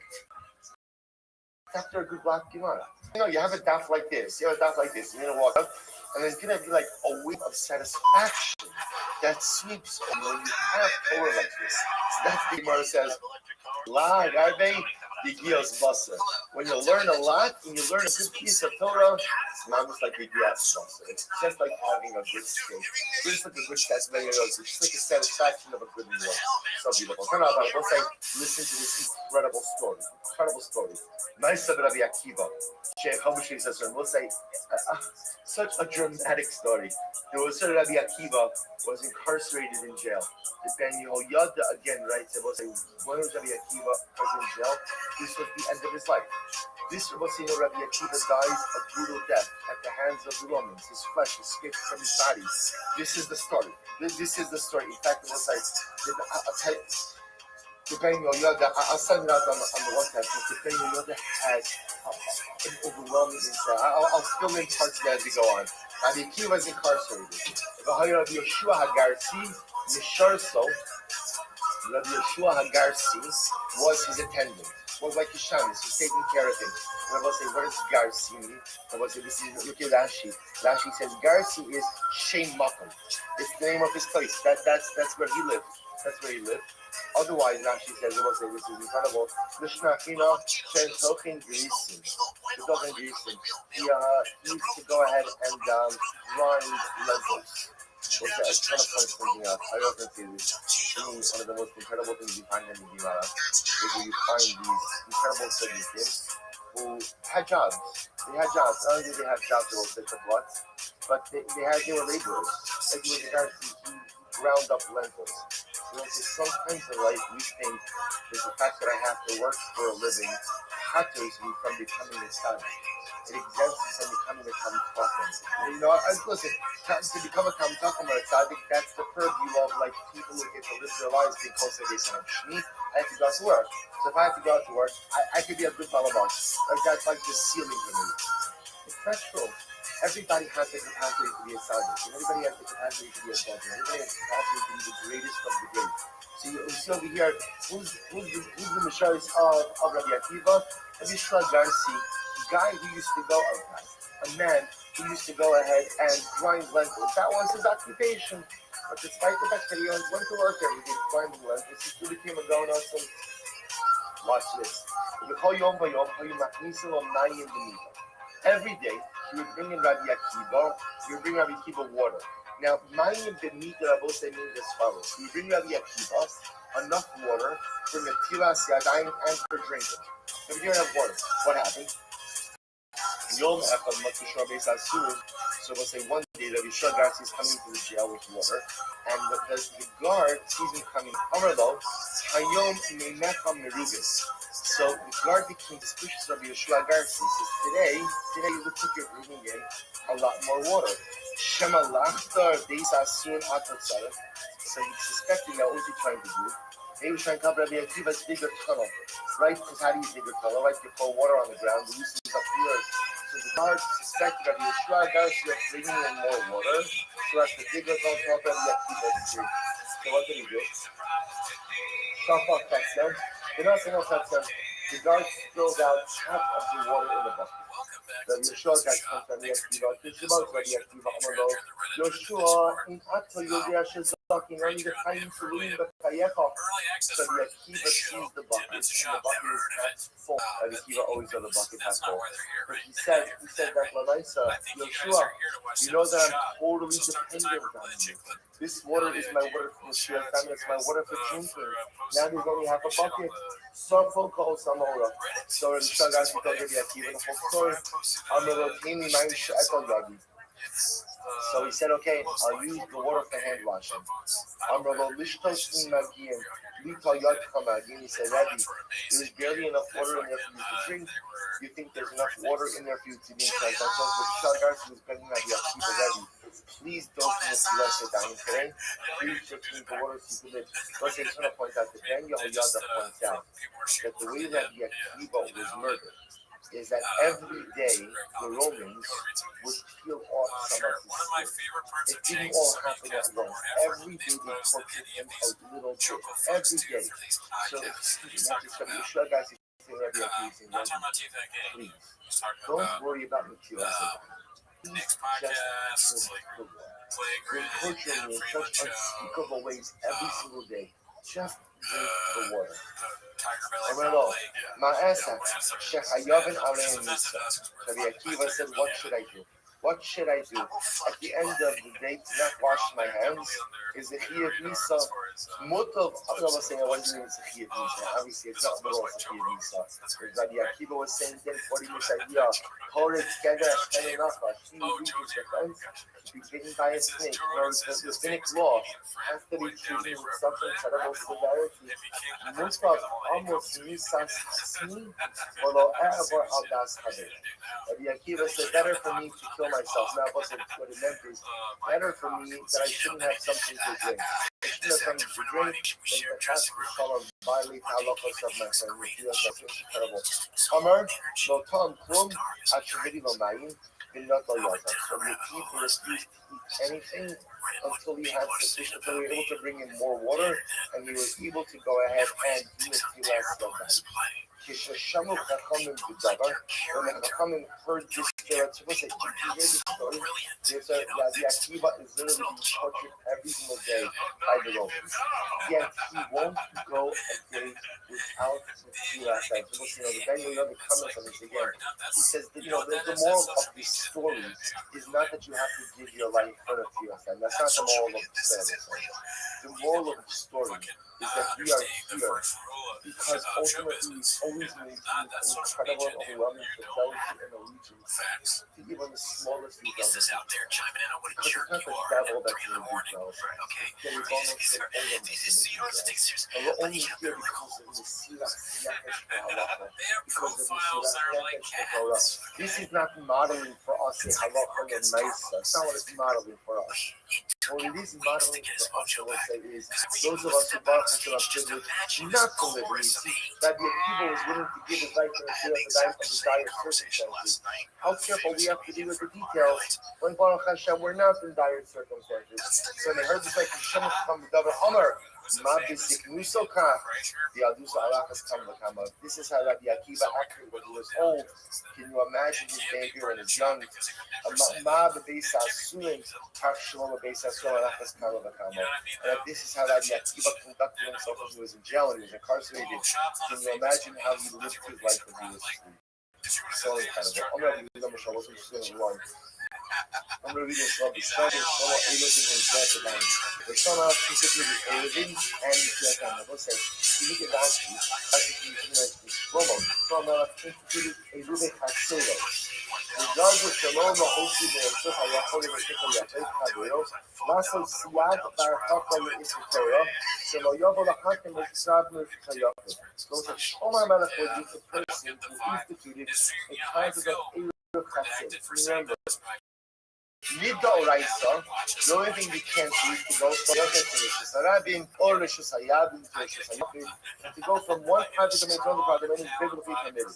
Shomer came along and said, no, you can't even carry from one Rishus Hayabim to another Rishus Hayabim without some type of irrepressible. That's what it seems from Europe. Those who institute materials that will say, Shlomo instituted Torah Sedayim for the consumption of kudshim.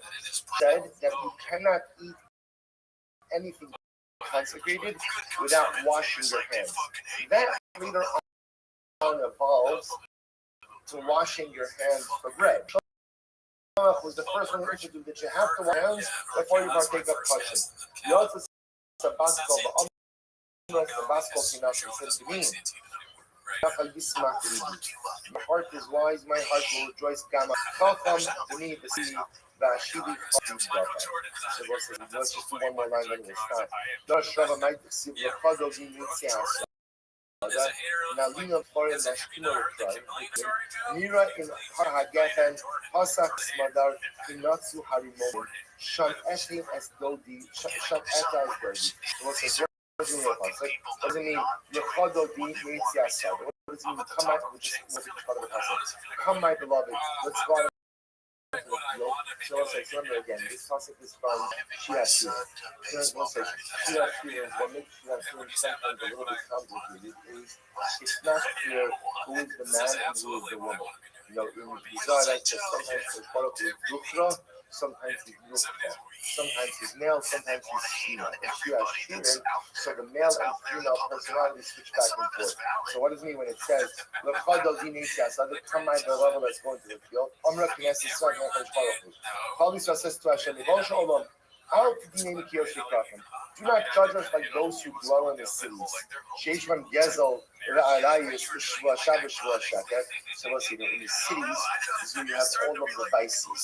And all of the vices exist in the city. There's theft, there's immorality, there's false oath, vain oath. Rather, so don't think of us like city dwellers. Come out into the fields.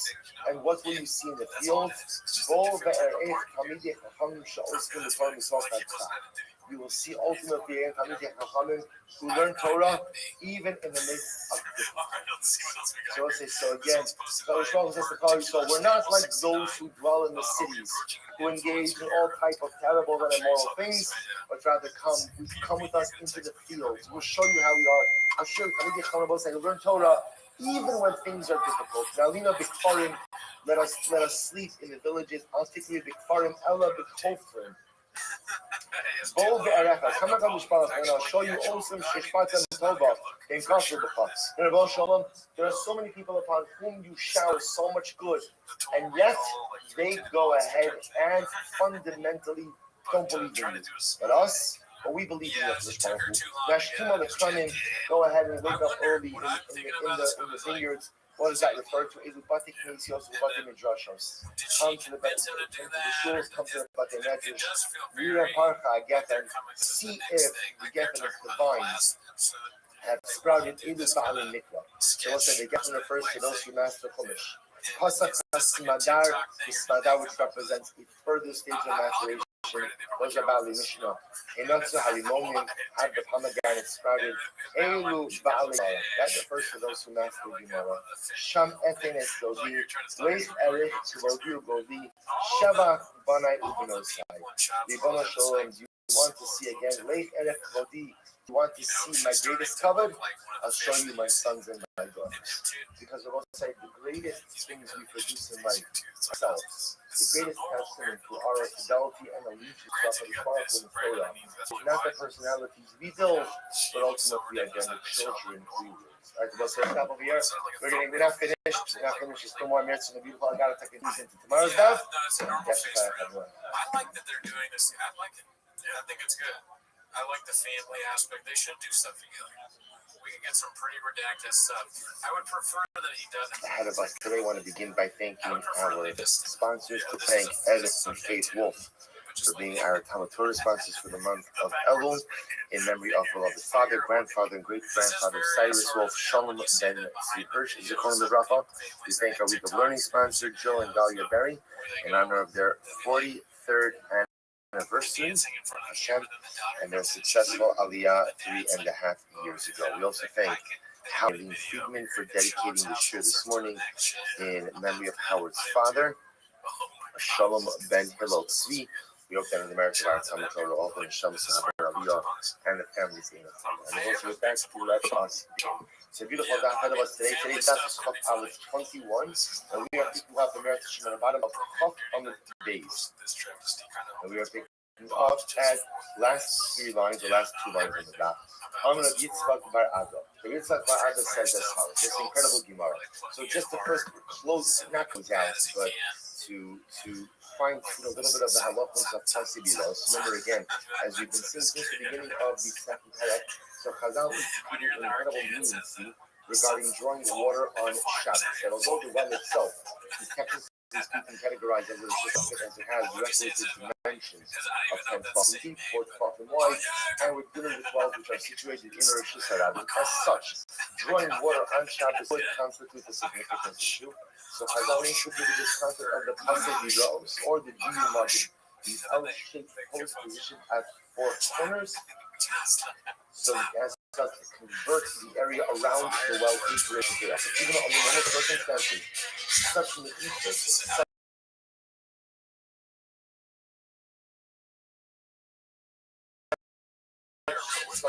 we'll see actually the series why such a thing and what actually necessary. We saw Machot to the Yerim Rabbi Yehuda as to how much space you can have in between the Yumagim. Is it 10 amas? Is it 13.5 amas? So the more that goes on to clarify this a little bit more. Rabbi Yisrael Bar Ada was incredible. But which are possibly those? I don't know. Only regarding Job. So it comes on the Yisrael, and it says, by the way, why did Chazal institute this particular Kudah? Rabbi Yisrael said they only allowed it for the older regalim. No, but so we'll see what that means. So the Tashkut, what it means is as follows: that a person has to be older as a and so again, as you're traveling, obviously you require water. The person's going to be traveling over the course of Shabbos, so the Yitzchak makes it sound like that in order to make life a little bit easier for the older regalim, they allow you to enclose a well which is inferior enclosure. The Gemara Tanya, the Hutzimah Road, Aaron and God is the theme of your well. But one second. Elsewhere, again, the Bible seems to indicate that the reason for the Kula was not for individuals, but in fact it was for animals. Which one is it for the only rebellion, or is it for animals? Which is much better clear. My Behemo, you're not only rebellion. And that's what does it mean when it says that Chazal instituted Pasei Bilaos for the homeless? It means for the animals of the only rebellion. Look at the last chapter on the daf. Neiman only rebellion. Aval Odom Afilu only rebellion of which will live most of the shows. Shiyakol Likonis with moving the shows. So here in just a moment. But again, what the Gemara is holding right now, I will say is as follows. When you come to be older like that, so the Tashkut is not just you, but you're coming along with your Tfacha, but you're coming along with your livestock. Watering livestock, especially as you're traveling, is no small order. Therefore, Chazal understood that it's going to be a potential incredible hardship for the owner of the water his flock. Therefore, to make life a little bit easier, Chazal relaxed the standards for regular Mephisus and allowed you to enclose a well so as to be able to water your animals on Shabbos. So this was a special takana made for the behemoth of only the Golan. The Gemara said, well, watch this.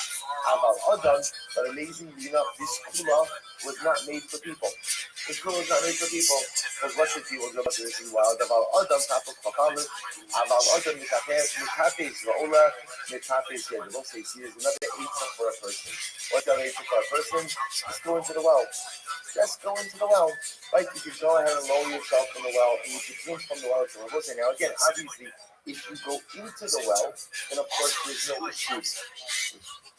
There's no issue of any kind of rishiyos. Yeah. There's no issue of any kind of transfer of rishiyos because you're going into the well itself. So look at Rashi. This is really wild. Half of Chafalit, Mitapes, Ochins beyond the rival of Pixelim, the Nichnas, the Yotzim Mitapes. Listen to it. What did you do? If you want to drink water from all the time, what do? You lower yourself into the well. And by the way, how do you lower yourself into the well? You go ahead and you just come down the well. Like you put your arms by the side of the well, go down and do, come back out of the another thing over there. That the header for Pasei Bilaos, header for the Monday was for the animals. The animals.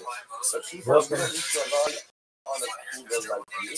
It's not, but again, you could actually go into the well itself and drink.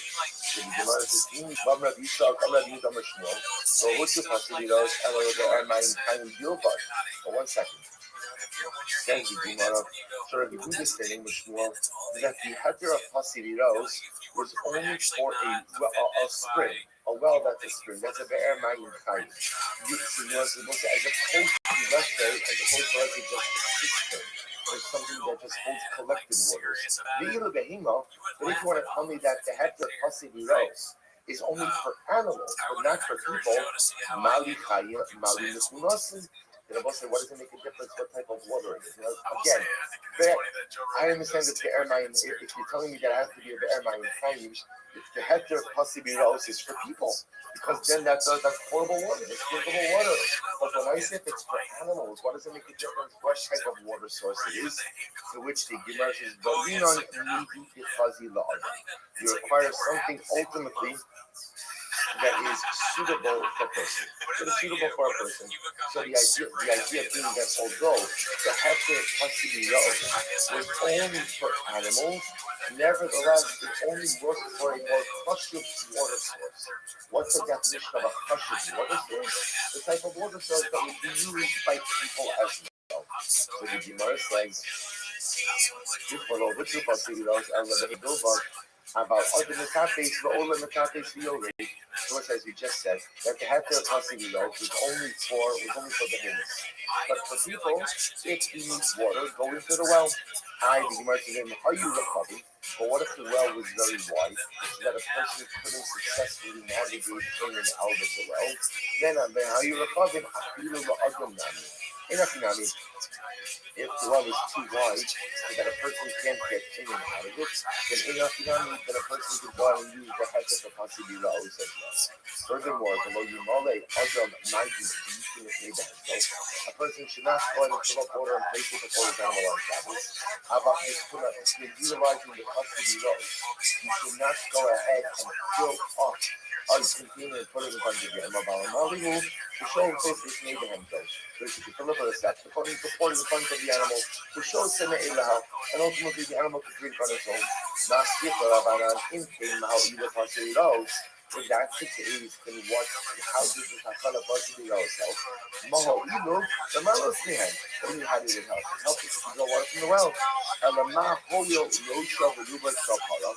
But I will say, if that's the case, then again, why the Chazal have to eat a minimum size of the enclosure enough for the head of the majority of the body of the Torah? Most of this just yesterday, but on Rabaye, Hakamaya, the evils are only the Sharadim. We're talking about a truck that is standing in the Sharadim. Gavoa Sarah, 10 fucking high. Those live our Ba'a, the Rosho, Niknas, the Dane Hakasi. So we'll say, so again, that's the continuation, that's just the restating of yesterday's discussion. So we'll say, what Ramgado is really very important. What Ramgado is the Gemara telling us that the Shema Possibilities was not instituted for the Emas only discovery. But ideally, possibilities is not used for people. If you want to drink from the well, go into the well. Go into the well. Go into the well. However, you must think that if the well is too wide, if you can't navigate inside of the well, one could go ahead and utilize the well. One could go ahead and throw water into the well because some possibilities also. And I will say this is how the Rambam passes. The Rambam says this is what Shabbos has for Zion. Halacha Lamed. As we also see, fine. The truth is, we'll leave this channel. Let's just do the next few lines. There's a little bit more halacha because I'm going to teach it all together. Listen to this. So the Gemara goes like this. I'm not reading about Amra. Let's just keep this in mind. Number one, we've seen that possibilities is primarily for animals. People, if they want to drink from the well, should go into the well, drink water from inside the well. So it seems to be that even a person could use the heter of possibilities if the well is too wide, that a person can't scale down the well. Okay, it's interesting. You see from here again, sometimes the two words are good, but sometimes the person not intended type of avoid using kula. The use of a kula is important under extreme circumstances. But sometimes the use of too many kulas too often is sometimes fundamentally undermine and erode a person's allegiance and fidelity to Allah. Like if you think about it, what a crazy thing. I want a drink of water on Shabbos in a well, so I'm going to scale a well. Okay, can you imagine? If I heard of something, please don't do this kind of stuff. Oh, if you ever heard of something like this, I'm going to scale the well. Let's just see what the deal is that. Again, if I need to use the cooler, I'll use the cooler. But if there's always have to use the cooler, that will actually put you have to because the golden light is not work. But the golden light is the key that the Philistines developing a recent local. And sometimes even the use of keeping a cooler too often fundamentally compromise that relationship. So I'll say two more pieces or two more qualifications. I'm going to hear me about Abba Amra. Working in Belalal, this is fascinating. Belalal Pasig Raos Bechotza. So we'll say really fascinating Gemara. There's no deal of working. So what's the working? Look at Rashi. Second of the shorter lines in Rashi. Ain't working in the Babel for the water song. The Amar the case in the Irish also is a little bit later on. You know how you working in the self Ain. Amar the Shirain. This Abin Imo Umogidin Uma Yemisham Bahas Ula Halad. So the Gemara says, listen to this. You know, there's a lot of Chum says that you have 2,000 amas from the edge of it. 2,000 amas from the edge of habitation, and you should have the ability to travel. Somebody gets Chum is not a thing in carrying, it's not a thing in no stuff. This is a thing in travel, mobility. So you have 2,000 amas from the edge of the city in which you were situated to travel around travel. However, the Din of Ordinary says like this. If there's some type of basic domicile, even a hut, within 70 and 2/3 amas of the edge of the city, you can measure the tchum not from the edge of the city, but from the hut. So essentially, even a basic domicile like a hut within 70 and 2/3 amas of the edge of the city allows you to count the tchum not from the edge of the primary city, but from the hut. That's Borginen. Or the my Borginen. What is a Borginen? Sukkos, Sha'os, and Shomri Hadiyot. So it's a sukkah, it's a hut that the watchmen will often go ahead and set up. Ve'ino Tzkava Kavua. Listen, that the Kiddush over here is that this hut, as we're going to see, was something that was not really set in place. It was easily transportable. So I even know, again, it's not really like what we call like a it's not a set structure. Nevertheless, halacha l'maisa, it's still occurred. So the Gemara says, "The Kamar Gani the Hana Borgin in the Babel, Roma the English Arvin Shama Yir the Babel is a bit Ibenayo." You should know Helcha for Hashim. So we'll see the explanation in just a moment. So here's what Rav is saying. Number one, the din of Borgin does not apply in Babel, which means that in Babel, if you have a city, the tomb of that city is measured from the edge of the city, and even if you have a hut within 70 and 2/3 amas of the edge of the city, the tomb is not measured by the hut, but the tomb is measured by the edge of the city. Below, furthermore, there's no din of possibility. It's really fascinating.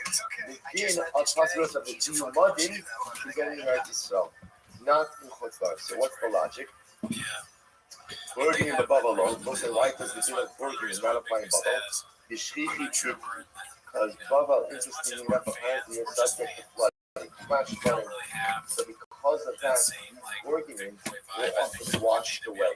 But because it's not dependable or it's not reliable that the organism is going to be there, therefore it cannot work to go ahead and extend your total. So look at Rashi for just a moment. This is really pretty incredible. So Rashi seems that Rashi is into the bubble, Baba was subject to flash flooding, and therefore halacha l'maisi, you can't rely that the organism is going to be there. Therefore, the din of organism doesn't apply in Baba. However, the pasi biros, slow. So the shrichim is sifka. This is incredible. Why does the din of pasi biros not apply to Florida? Because literally there are no yeshivas there. Now, what does that mean? Look at Rashi. So the shrichim is sifka. This is really quite amazing. Dios committed in the Lilmos Torah. So there's the Chutzlaretz situation of Semitic Chacham going to the city to learn. The Pasei Biro, so what's the Galim? וכליוצא בהן שהופנו לדבר מצוות. This is incredible. The din of Pasiri Rose was a din that allowed you to draw water for your livestock and if under extreme circumstances for you when you were engaged in a desired mitzvah, right? In a mitzvah journey. So the paradigmatic example of being engaged in a mitzvah was only redundant. But the idea was anytime you were traveling over the course of Shabbos with Solat mitzvah, Chazal allowed you to use these Pasiri Rose. So interestingly enough, in Chutz, the one I want to point something out. Chutz is outside of Eretz Yisrael and Babel. Interestingly enough, Babel was not called Chutz. You see that because Babel was reckoned separately over here, which makes sense. Because in Babel there were yeshivas. So in Eretz Yisrael and in Babel, where you could potentially be traveling over the course of Shabbos for divine mitzvah, you could use Pasiri Rouse. Outside of Eretz Yisrael and Babel, where there were no yeshivas, you were not permitted to use Pasiri Rouse. It was really incredible. Aval Ibcha Avina. I will say, but the opposite is true. In other words, the halacha l'maisa, there are Pasiri Rouse in Babel, and the din of Burginin applies in Chutz. Because it was like essentially the din of Burginin will apply anywhere as long as there's no concern of slash flood.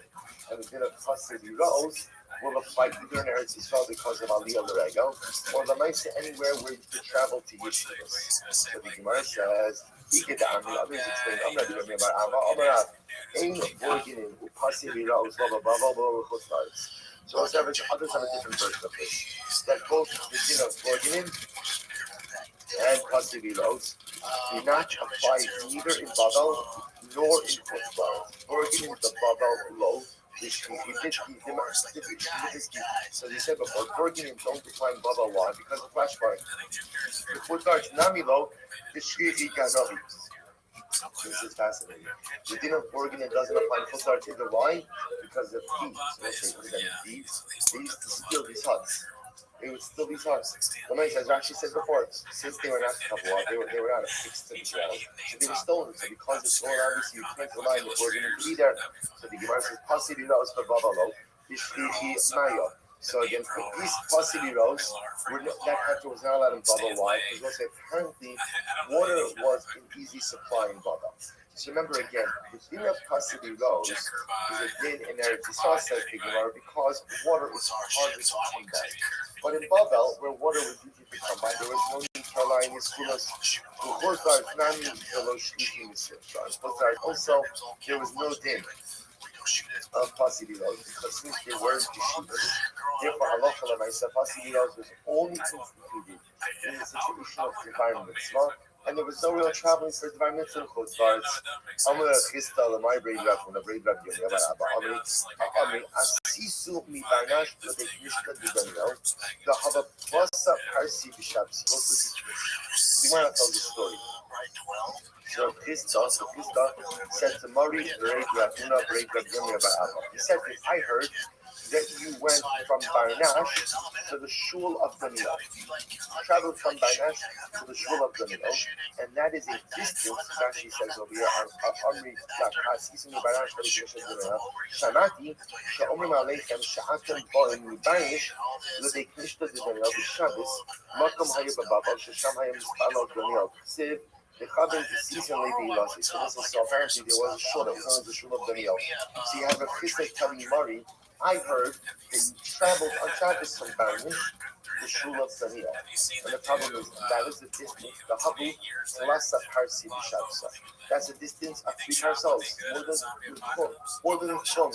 Amai Samkisu Abordanim. So what did you rely on? What did you rely on to travel such a far distance more than the regular Kama Shabbos?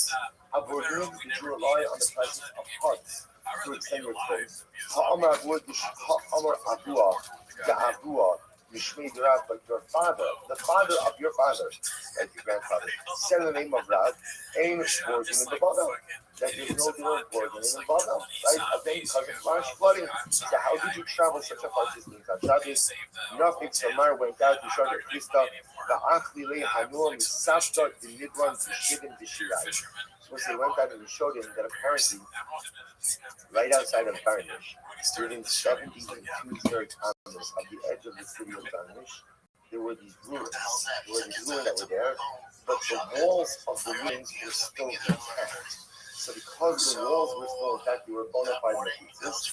Because they're bona fide mezuzahs, they extended the tomb of the city, allowing Mars to travel from Darnish all the way to the shul of Dunya. Take a look at that for just a moment. As he says, Yisafka Ayoros Karibos, ונשארו שם מחיצות מן הבתים, והאמין על חסם ברקיף ומארדים, נפש or nifas like that. It was a situation in the ruins, despite the fact that they were ruins, the walls of those ruins were still intact and allowed the city to be extended past there. And that's how we get to the shul of Dunya. So we'll say, that's the idea. We're going to get into beautiful narrative. But before that, let me show you the Rambam. So the Rambam in Parakhov Local Shabbos says as follows. We're going to say a lot of fascinating ideas over here. Number one, when we're passing the rows, who were passing the rows instituted for? Number two, where were they instituted for? The Gemara seems to indicate over here that this is a big dafka in Eretz Yisrael and maybe Babel as well. So look at the Rambam writes as follows. This is how it looks down chapter 17 in Rambam Halacha Lamed. V'gitiru hapasim ha'ilu ela b'Eretz Yisrael u'lebehimas oli ledorim b'yod. So let's say, so the Rambam actually fascinates that the din of Pasir Ilos is dafka in Eretz Yisrael. This was only instituted in Eretz Yisrael and only instituted for the animals of the Oli Regalim. V'hu shemiya be'er mayim chayim shel rabim. And I will say, so again, three qualifications. Number one, only in Eretz Yisrael. Number two, only for the animals of Oli Regalim, by mitzvah. And number three, only a be'er mayim chayim. A well, that's a well skin, because that's a more chashuv water source. However, the shai haratzos, I will say again, if you, let's see, anywhere else outside of Eretz Yisrael, if you want water on Shabbos, you want to see animals on Shabbos, what's the halacha? If you must have the shai haratzos, adam yorek and the air, yishke, o yasim, the kisa, ma kefet, the air, gavo, asar tovim, yamod, yishoka, b'yid lev yishke. Any other circumstance outside of Eretz Yisrael or anything else, if you want to draw water on Shabbos, so you draw water on Shabbos, you just have to what? You have to what? Make regular mezuzahs. You have to make a regular partition. In Hoya have the air lock up high, that if the well was very wide, the other lock up very low, already the Yidla used to be a high. So what the Rambam does ask him, that halacha l'maisa, if the well is too wide, so that the person can't go down and get it, so you have to manage to rely and possibly be there. So what's the difference? Halacha l'maisa, the Rambam asking, that the din of Dina Pasmas only applies in Eretz Yisrael. Number two, it only applies for the imas over the Galim, not for a person. Unless, of course, the well is too wide that you can't scale it. Under those circumstances, you can rely on the Hasidic road to draw water for personal consumption. And Shalom goes on with a couple of other fascinating ideas, but that's enough for our purposes today. So let's go like this. So it's a beautiful, beautiful Gemara ahead of us. So the Gemara says as follows. Amr Chisda, Dorish Mari Bar Amar.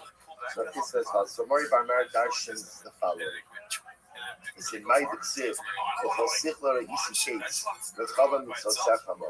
So what's the meaning of the pasuk in Tehillim? Literally, again, for every goal, the Chosichler, for every goal, for every conclusion, I've seen an end.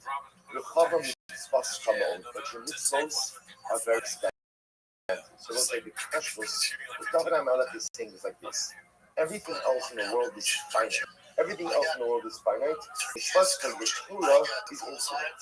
So David HaMelech appears. So David HaMelech said this, but he didn't explain it. Amar Iyov appears. Iyov said it, and he didn't explain it. Amar Yechezkel appears. Yechezkel said he didn't explain it. At Shabbat Zechariah ben Ido appears. So Zechariah ben Ido came along, and he finally explained it. What does this mean? Amar David appears. David said it, but he didn't explain it. So again, David HaMelech says, for every goal, or for every goal, I've seen an end, but your missiles are very expensive. But I didn't explain what that meant. Amru Iyov said it also. Arucha me eretz midah, urechava minayam. Literally again, it is longer than the earth, than the length of the earth, and wider than the width of the sea. So again, we'll say once again, Eob is speaking to the expansiveness of Torah, but doesn't help bring that concept. Amr Yecheskel of Perishut B'Ksiv, what's the pasuk in Yecheskel? Vayifrosh Osam Lepanai, Diksuba Panim Ba'achar, V'kasav Aleh Timim, the Heger B'Ki. Let's see what that means in just a moment. What is supposed to say? So literally it means, Vayifrosh Osam Lepanai, spread it open in front of them. It is written on the back and on the front. The cost of Elah, and it says in it, Kinim is like Kinim, like Kinis, Lamentations, the Hagar, rejoicing, Vehi, and woe. What does that mean? Kinim, Zuparanus and Shaltadikim Bolam. What is that? So Kinim means the misfortune, or the suffering of Tzadikim in this world. Zechinu Omer Kini Bikonunu. The Hagar, what does Hagar mean? Zu Matan Shaltadikim Masid Lava. That refers to the rejoicing of the Tzadikim in the world to come. Omer Alai Higayon B'Kinot. Vehi, Zoi Parnusan Shalasham La'asid Lava. He is first the suffering of a in the world to come. Omer, obviously, close over here, the from the Yecheskel, Hava al Hava Tava. Ad Sheba Zechariah ben Ido. So Zechariah ben Ido was the person who came along and explained this notion of the expensiveness of Torah. Siv, quotes over here the pasuk from Yecheskel. Vayomer Elai Ma'akalo. So he said to me, what do you see? Vayomer, and I said, Ani Roa Megillah Apa. I see a floating scroll. Arka es Amal, Berachba Esra. Its length is 20 amas, its width is 10 amas. And ultimately, again, when it was unfolded, it was Esrim Be'esrim. It was 20 by 20. And it says that it was written on the front and on the back. And if you were to peel back, so also it was written on the front and the back. So what it's saying, the imagery is, it was written on the front and the back. If you were to peel apart the front and the back and place them side by side, how much would that be? Arba in the S, 40 amas by 20 amas. Siv, Mima Dad Bishalamayim Bishamayim Bizaras Tafin, Nimsa, Kala Ulam Kula, Achos, Mishloshes Alafin Umasayim Bakar. So we'll say when you do all of the math, the Gemara says it turns out that the world is 1/3200 of the size of the Torah. So we'll say obviously in the metaphorical point, we are trying to paint this image of this massive scroll that totally eclipses the size of the world. To highlight to us the dramatic expansiveness of Torah. When you see the Torah, you see you could quantify Torah. Torah's Tanakh, Torah's B'Chsad, Torah's B'Alpeh. So we'll say Torah, remember how Chazal referred to the Yam Shel Tamar. Right? Referred to the sea of the Gemara. The metaphor, the imagery is an expansiveness. When you look, when you stand on the banks of the ocean, you look out into the ocean, it looks like it's Nayim Shem and Salt. It has no end. But the idea that the depth and profundity of Torah is so much that it even eclipses the size of the universe. That's the image that's highlighted over here. From Chisda, Darish, Mori, Barmar, Might says, Bine Shnei Judah Eiteinin, Muad Mefnei Hechal Hashem. So let's say this is actually quite beautiful. You might be close to us from Yom. So it says over here, Bine Shnei Judah Eiteinin, Muad Mefnei Hashem. That there were two literally baskets of figs prepared before the Hechal Hashem. Hadud ha'echad te'inim tovos. One of the baskets contained good figs, tovos ma'od. Kite'ini habacholos. Like the early figs. But just use something that's happening over here. If you have the Torah or in your Gemara, you can see what the Gemara is actually doing over here is kind of slicing together two different pieces. Again, they're both from Yirmiyahu, Parachav, Dalet, Pasuk, Aleph, Sugin, Aleph, 2 days, but they're just taking different parts of it. So I will say, so the image that Yirmiyahu had of the Israel is really quite beautiful, is two baskets of figs. One basket is figs, Tavos, Ma'od, Kite'ini Abachoros, Amadeus, Zadud, Echad, and the second basket, Te'inim Lo'ot, Ma'od. And that is Asher Lo She'achelna Me'roah. That did not be eaten because they were so bad. So that's like who the two baskets of figs represent. This is really beautiful. Atobos, Elu Tzadikim Gimur. The good figs, those represent Tzadikim Gimur. Tainim Haro, bad figs, Elu Rishon Gimur. This refers ultimately again to Rishon Gimur. So Shema Toma, maybe you'll say the basket of bad figs, which represents Rishayim Gimurim, Shema Toma, Abba Sidram, Ubato Sikuyam. Maybe you'll say there's no hope. There's no hope.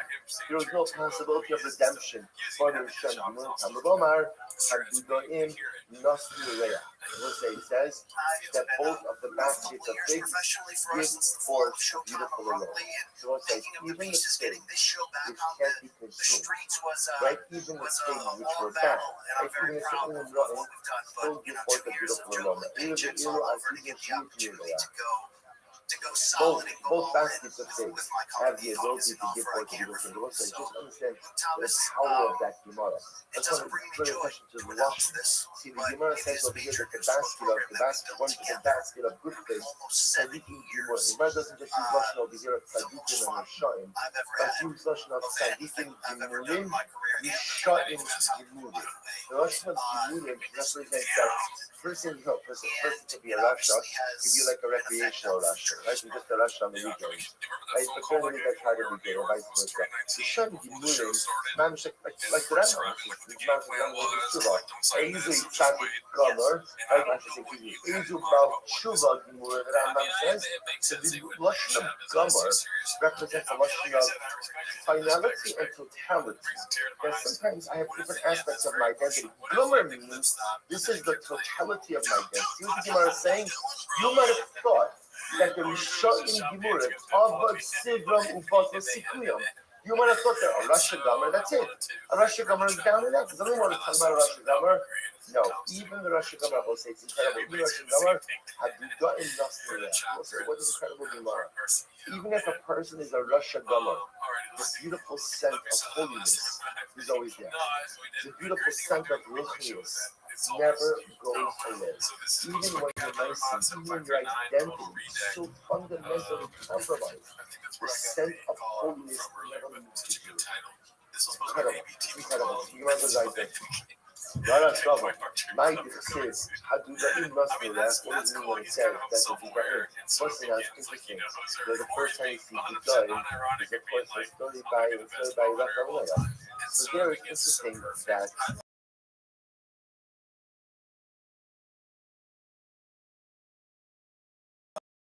Hadudaim are translated that is actually translated as violence. Okay, so the Nasrullah, the Giant gave their scent. Yes, it was so beautiful. Elu Bachura Yisrael, Shalotani Kanti. Let's say, so the Bible, the Giant gave their scent.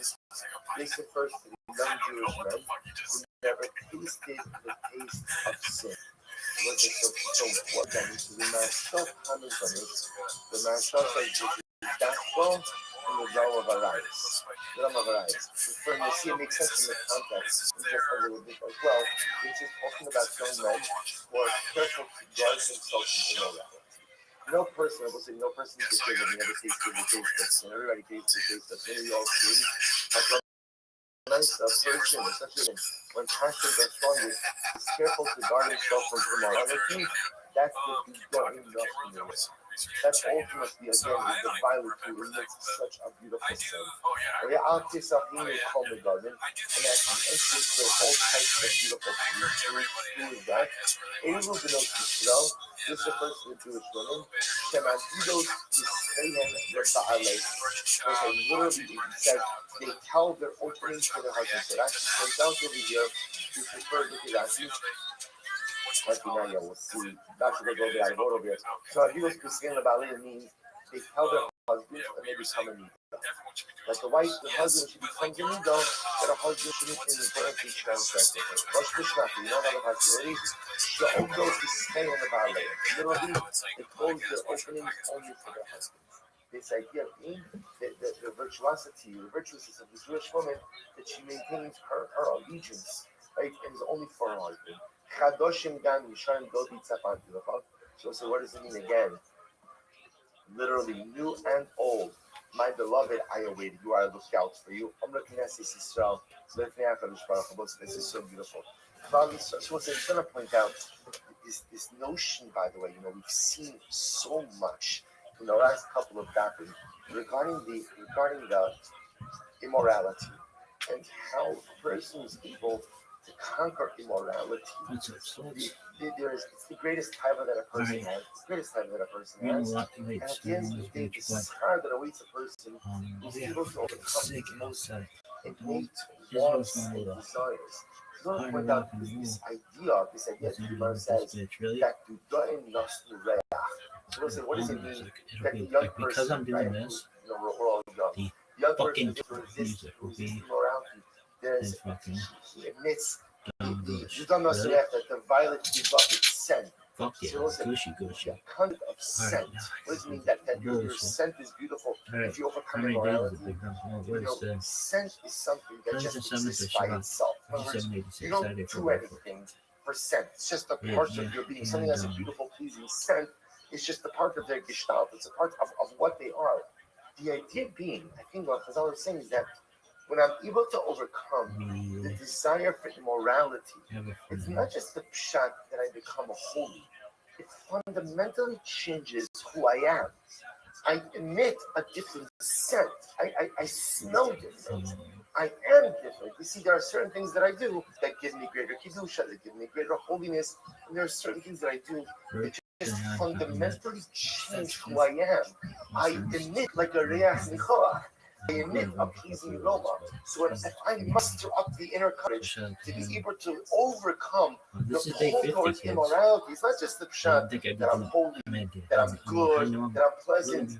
My aroma is an incredible idea. I emit a different scent. So powerful. Oh, can I say so? Thank you, Baruch Hu. So Klal Yisrael says in Moshe Shalom, this is how beautiful this is. How big zeres gazarti al atzmi, yosem iman shegazarta alai b'kiyamtim. So Klal Yisrael says to Baruch Hu, something is, Ribono Shel Olam, you've made many laws, you've given me many laws, but I have legislated upon myself even more laws than you've given me, and I've kept all of them. That's Klal Yisrael says to Baruch Hu. You've given me many mitzvahs. I've taken on even more mitzvahs, and I've kept everything.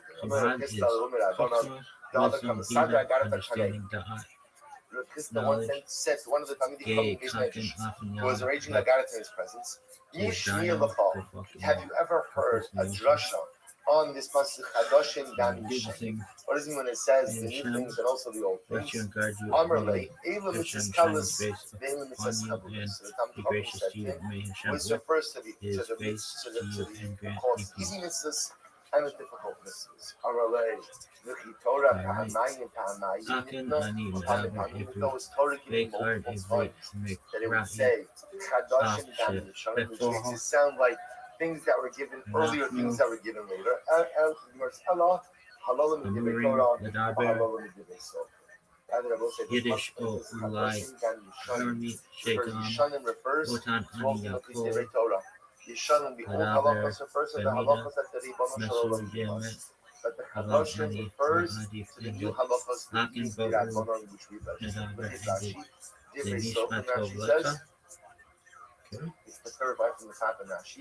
Chadoshim shenischanshu b'chol dar v'adar ligdar geder b'siyad. Each generation legislates new laws for what purpose? For the purpose of creating a protective fence around the Torah. So beautiful. Dora Shrava 96. V'yosem mehim b'nei Yisrael asos smarim. We'll say, what's the meaning of the pasuk? When it says, and more than these things, my son, be careful. Asos smarim harvey. Literally, what's the word? It sounds like make many smarim. Make many smarim. What does this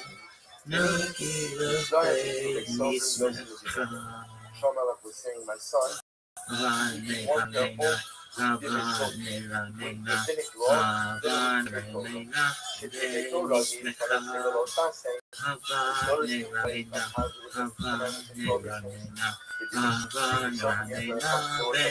saying,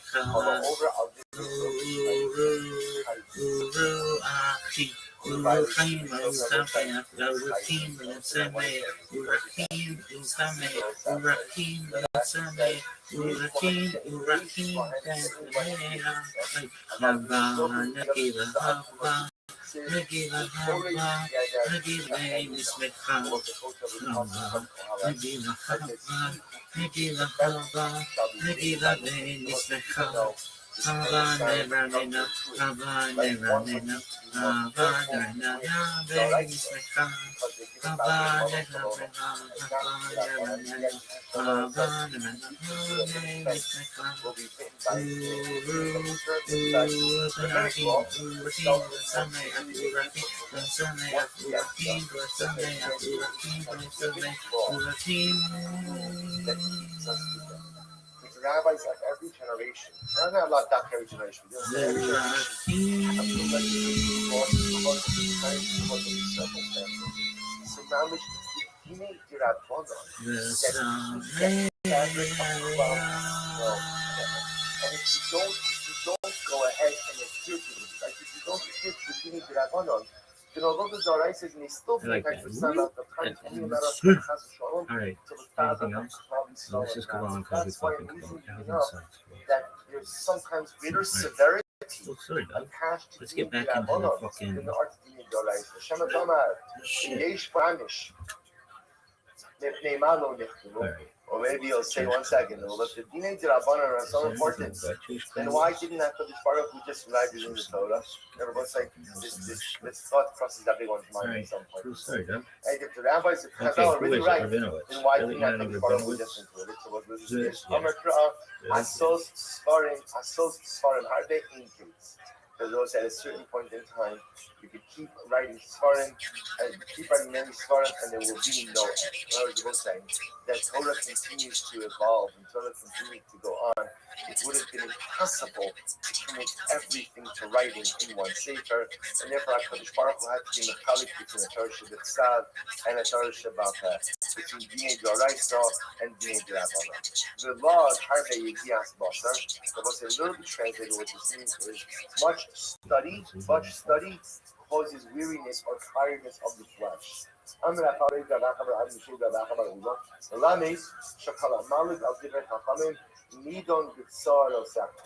Pretty strong Gemara.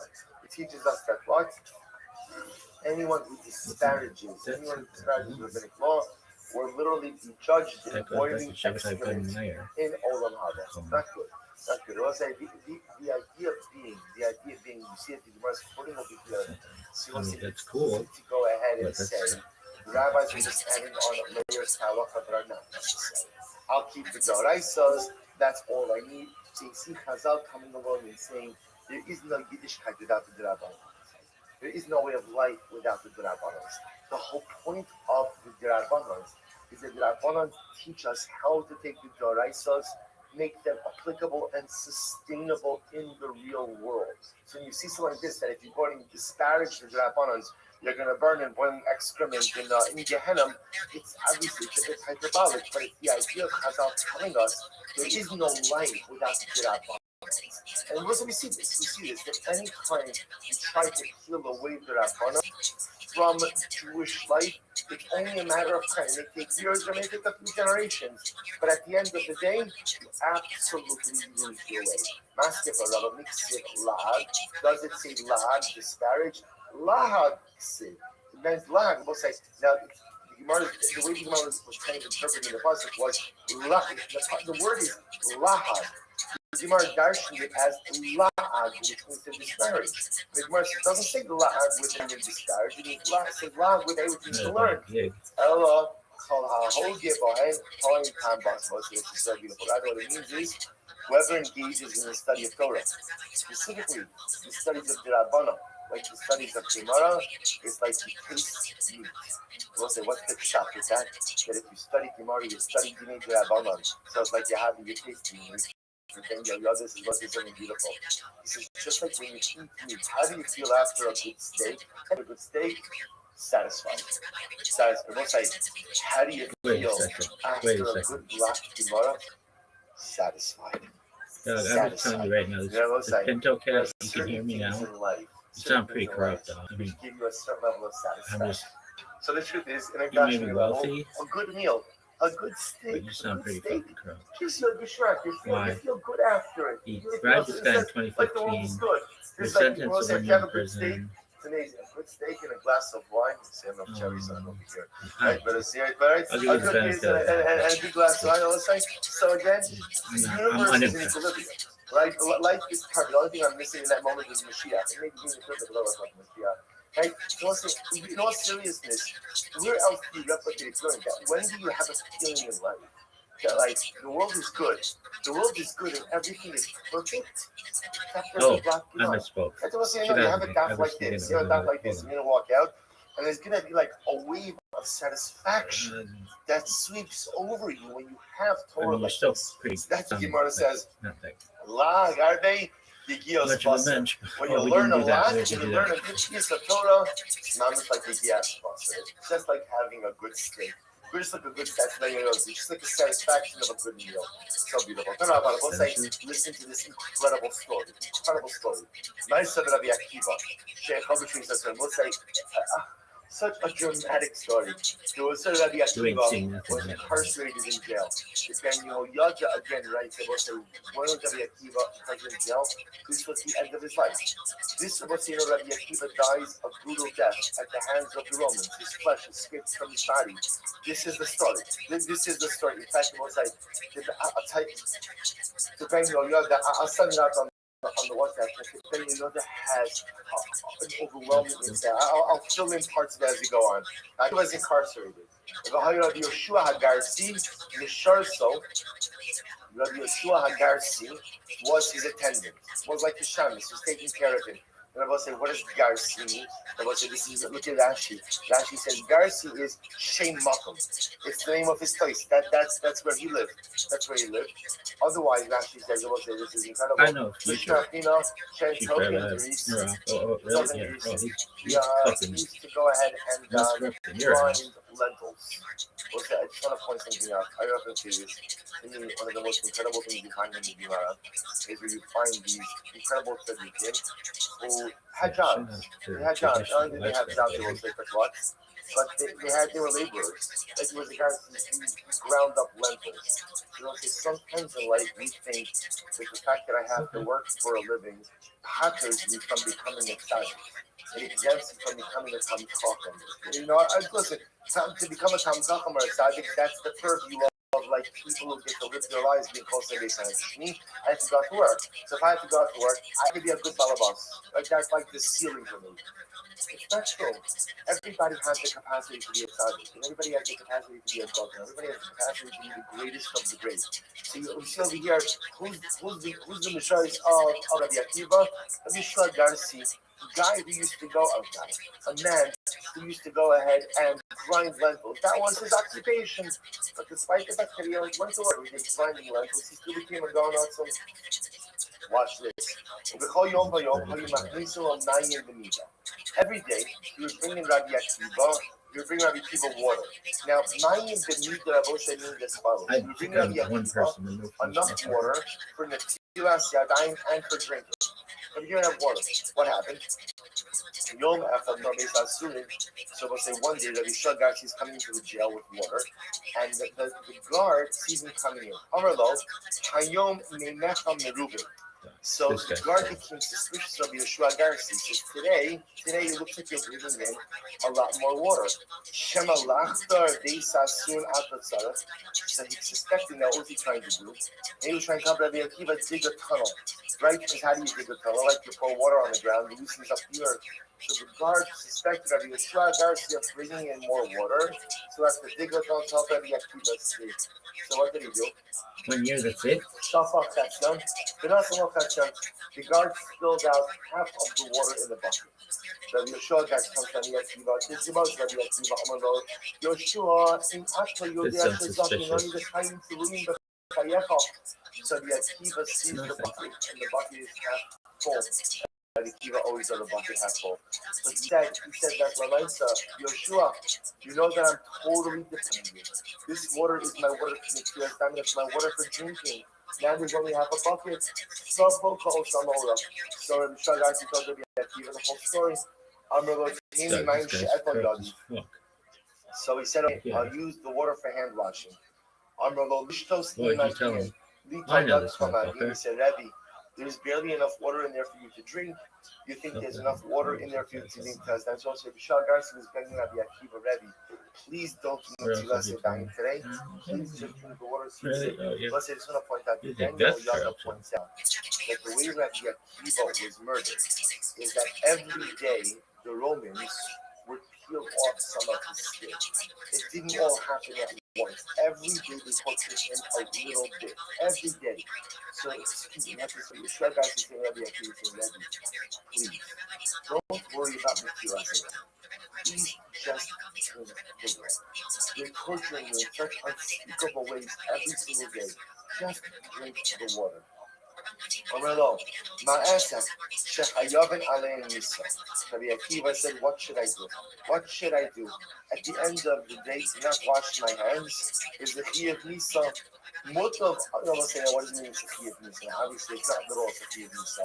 As Rabbi Akiva was saying, again, quoting this idea, hold it together, Shenu Nafa, he reduces the fence to be bitten by a snake. In other words, the rabbinic law has to be treated with such incredible severity. Almost nisas atzmi, although ever al das haver. Rabbi Akiva said, better for me to kill myself. Now, what it meant is, better for me that I shouldn't have something to drink. I shouldn't have something to drink than to chas v'shalom violate halachos of my friend. Incredible. Amar, lo tam klum, ad shehidi lo mayim, v'nato yada. Rabbi Akiva refused to eat anything until he had sufficient, until he was able to bring him more water, and he was able to go ahead and do it Tzilas Yadayim. Kisheshamu chachamim b'davar, when the chachamim heard this story, he heard this story, that is literally being tortured today by the Romans. Yet he won't go a day without Netilas Yadayim. The Ben Yoda coming from this again. He says that the moral of this story is not that you have to give your life for Netilas Yadayim. That's not the moral of the story. The moral of the story is that we are here because ultimately we always need an incredible and overwhelming allegiance to even the smallest details of it. Because it's not the devil that's in the details, it's the Ribono Shel Olam that's in the details. And we're only here because of Mesiras Nefesh for Halacha, because of Mesiras Nefesh for Torah. This is not modeling for us a Halacha L'Maisa. It's not what it's modeling for us. What it is modeling for us, I will say, is those of us who Baruch Hashem are privileged not to live. And you see, Rabbi Akiva was willing to give his life to Mesiras Yadayim of his dire circumstances. How careful we have to be with the details when Baruch Hashem we're not in dire circumstances. So when they heard this like Hashem come to Davar Amar, Ma b'ziknu soka, Yadusa Alachas Kam v'Kamar. This is how Rabbi Akiva acted when he was old. Can you imagine his behavior when he was young? Ma b'beisa asuin, Kach Shalom b'beisa asuin Alachas Kam v'Kamar. And if this is how Rabbi Akiva conducted himself when he was in jail, when he was incarcerated, can you imagine how he lived his life when he was free? So incredible. I'm going to read them Shabbat which is going to run. I'm going to read the Shabbat. B'shar she'tikin Shlomo Erevin and Mekhilas Yadayim. Where Shlomo instituted Erevin and Mekhilas Yadayim. I will say, if you look at Rashi says something like Shlomo instituted Eruvin Hatzeros. Because of Shalom Lahotzi Be'ereshos HaYachol Be'ereshos HaYachol Havero, Lasso Siyad Ba'archaka Le'Isra Torah, Shelo Yovo L'Chakem Mitzvah Be'ereshos HaYachol. So it's like Shlomo Melech was the person who instituted the concept of Erev Chatzei. Remember, mid-Oraisa, the only thing you can't do is to go from Rosh Hashanah to Rosh Hashanah or Rosh Hashanah to Rosh Hashanah. But to go from one private domain to another private domain is biblically permitted. Shlomo Melech came along and said, no, you can't even carry from one Rosh Hashanah to another Rosh Hashanah without some type of Erev Chatzei. That's what it's in Torah to Erev. Also instituted Mekhilas Yadayim. I will say, Shlomo instituted Mekhilas Yadayim for the consumption of kudshim. Shlomo said that you cannot eat anything consecrated without washing your hands. That later on evolved to washing your hands for bread. But Shlomo was the first one to institute that you have to wash your hands before you partake of kudshim. Yotzes Sabasko, the Amros Sabasko came out and said, In Chacham Yitachal Bismach Libi. My son, if your heart is wise, my heart will rejoice Gamani, me as well. But Omer, Chacham B'ni B'samach Libi, V'ashidi Charfid Gavar. So let's just do one more line, then we'll stop. Dara Shrava Maitzib L'chado Di Nitzi Asada, Nalina Bikfarim Nashkima L'kramim, Nira in Parcha Hagefen, Pasach Hasmadar, Kinatsu Harimomim, Sham Etin Es Dodi, Sham Eta Es Dodi. We'll say, so what does it mean in the pasuk? What does it mean? L'chado Di Nitzi Asada. What does it mean? Come, we'll just interpret this part of the pasuk. Come, my beloved, let's go out into the field. So we'll say, so this pasuk is from Shira Shira. So we'll say, Shira Shira, what makes Shira Shira sometimes a little bit complicated is it's not clear who is the man and who is the woman. You know, in the Zohar, sometimes the Baruch is Duchra, sometimes he's Nukra. Sometimes he's male, sometimes he's female. And Shira Shira, so the male and female personalities switch back and forth. So what does it mean when it says, come my beloved, let's go into the field. Amra Kinesi Son, Baruch. Kalisa says to Hashem, do not judge us like those who dwell in the cities. So let's see, in the cities is where you have all of the vices. Right? All of the vices exist in the city. There's theft, there's immorality, there's false oaths, vain oaths. Rather, so don't think of us like city dwellers. Neitze hasoda. Come out into the fields. And what will you see in the fields? You will see the who learn Torah even in the midst of difficulties. So again, so we're not like those who dwell in the cities, who engage in all type of terrible and immoral things, but rather come with us into the fields. We'll show you how we are. I'll show you Torah, even when things are difficult. Now, Lina Bikfarim, let us sleep in the villages. Antikli Bikfarim, Ella Bikhofrim. Bol be'erecha. Come back on the Shbarach, and I'll show you also Shishpatam Tova, Ben Kafur B'cha. There are so many people upon whom you shower so much good, yet they go ahead and fundamentally don't believe in you. But us, we believe in you, Nashkuma L'Kramim, go ahead and in the vineyards. What does that refer to? Ilubati Knesios, Ilubati Midrashos. Come to the shuls, come to the Bate Medrash. Yira Parcha Geffen, see if the vines have sprouted Ilu Ba'ali Mikvah. So we'll say the Geffen refers to those who master Chumash. Pasach HaSmadar, the Smadar, which represents the further stage of maturation. Those are how are you? Enotzu Harimonium, have the pomegranate started. Elu Ba'ale Gemara. That refers to those who master Gemara. Sham Eten Es Dodi, Leich Erech Vodiu Vodi, Shava Banai Ubnos. Yvonne Shalom, do you want to see again? Leich Erech Vodiu, do you want to see my greatest covenant? I'll show you my sons and my daughters. Because we're saying the greatest things we produce in life are not ourselves. So my uncle touched him or whatever. He was told. It's not the personalities we Well, build. Mr. Chris, you had a wonderful life. Yeah, he passed. I got We're finished. You take care of you. Certainly. Absolutely. Tomorrow's Daf. Keep an ear out for sure. Ahead of us today, I want to begin by thanking our sponsors. To thank Ed and Faith Wolf for being our Talmud Torah sponsors for the month of Elul, in memory of beloved father, grandfather, and great-grandfather Cyrus Wolf, Shalom Ben Tzvi Hirsch, Zichron Livracha. We thank our Week of Learning sponsor, Joe and Dahlia Berry, in honor of their 43rd anniversary, Hashem, and their successful Aliyah 3.5 years ago. We also thank Howard and Aileen Friedman for dedicating the shir this morning in memory of Howard's father, Shalom Ben Hillel Tzvi. We hope that in the merit of our Talmud Torah, all the Neshamos will have an Aliyah and the families in the Chama. And also with that, to let us begin. So if you don't know us today, today's not Chaf Aleph 21, and we are picking up the merit from the bottom of Chaf Amud Beis. And we are picking up at last three lines, the last two lines on the dot. Amr Yitzchak Bar Adam. The Yitzchak Bar Adam says as follows. This incredible Gemara.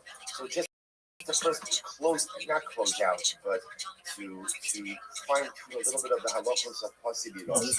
As we've been seeing since the beginning of the second parak, so Chazal instituted an incredible leniency regarding drawing water on Shabbos. That although the well itself is technically speaking categorized as a Rishut HaYachid, as it has requisite dimensions of 10 tefachim deep, 4 tefachim wide, and we're dealing with wells which are situated in a Rishut HaRabim. As such, drawing water on Shabbos would keep a significant issue. So Chazal instituted the concept of the Pasei Biros, or the Diyumadim. These L-shaped posts positioned at 4 corners, so as such, convert the area around the well into a Rishut HaYachid. Even under normal circumstances, such an enclosure, such walls would not really be halachically significant. This was a special kula. We'll see in today's daf why such a kula was in fact necessary. We'll focus on that in just a little bit. We saw as to how much space you can have in between the Diyumadim. Is it 10 amas? Is it 13.5 amas? So Gemara goes on to clarify this a little bit more. This is incredible.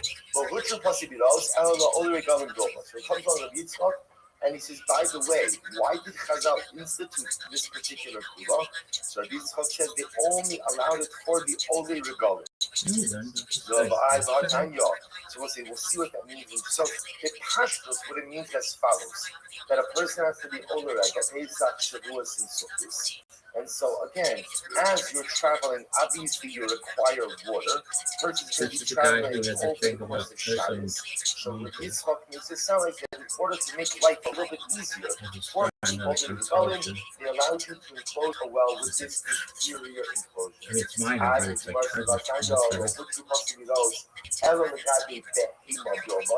but one second. Elsewhere, again, the Bible seems to indicate that the reason for the kula was not for individuals, but in fact was for animals. So which one is it? Is it for the Olei Regalim, or is it for animals? Which you must try to see that. My behema, behemas Olei Regalim. What does it mean when it says that Chazal instituted Pasei Biros for behemoths? It means for the animals of the Olei Regalim. Look at the last Rashi on the map. Behemas Olei Regalim. We did learn about this guy yesterday. Just a moment, but again, what the Gemara is holding right now will say is as follows: when you come to the Olei Regel, so the Kashkas is not just you, but you're coming along with your mishpacha, but you're coming along with your livestock. Watering livestock, especially as you're traveling, is no small order. Therefore, Chazal understood that it's going to be a potential incredible hardship for the Olei Regel to water this flock. Therefore, to make life a little bit easier, Chazal relaxed the steps for regular mephitos and allowed you to enclose a well so as to be able to water your animals on Shabbos. So these were the special takanot made for the behemoths of Olei Regalim. You must well say, well, watch this. Aval Adam, but amazingly enough, this kula was not made for people. This kula is not made for people, because what should people do about this? This is wild. Aval Adam, Tafel Kafalis, Aval Adam, Mitapes, Vaola, Mitapes here. The most they see is another eitzah for a person. What's the other eitzah for a person? Just go into the well. Just go into the well. Right? You could go ahead and lower yourself in the well, and you could drink from the well. So we'll say now again, obviously, if you go into the well, then of course there's no issue. There's no issue of any kind of rishuyos. Yeah. There's no issue of any kind of transfer of rishuyos because you're going into the wild stuff. But look at Rashi. This is really wild. Tap of kafalet. Mitapes oches biyad of raglav biksalim. B'nichnas biyotzi mitapes. So listen to it. So what is the message? What did you do? If you want to drink water from the well, what do? You lower yourself into the well. And by the way, how do you lower yourself to the well? You go ahead and you just climb down the well. Right? You put your arms and your legs by the side of the well. Go down and drink. Come back up. Listen, this is incredible. So there's nothing over here that the heter for Pasei Biros, heter for Monday was for the animals. It's for the animals. But people, you don't need to rely on a kula like this. But rather, again, you can actually go into the well itself and drink. So the Gemara says, Ram Rav Yitzchak, Ram Rav Yehuda Meshmuel, Rohuchu Pasei Biros, Elo Be'er Mayim Tiny Bilvad. But 1 second.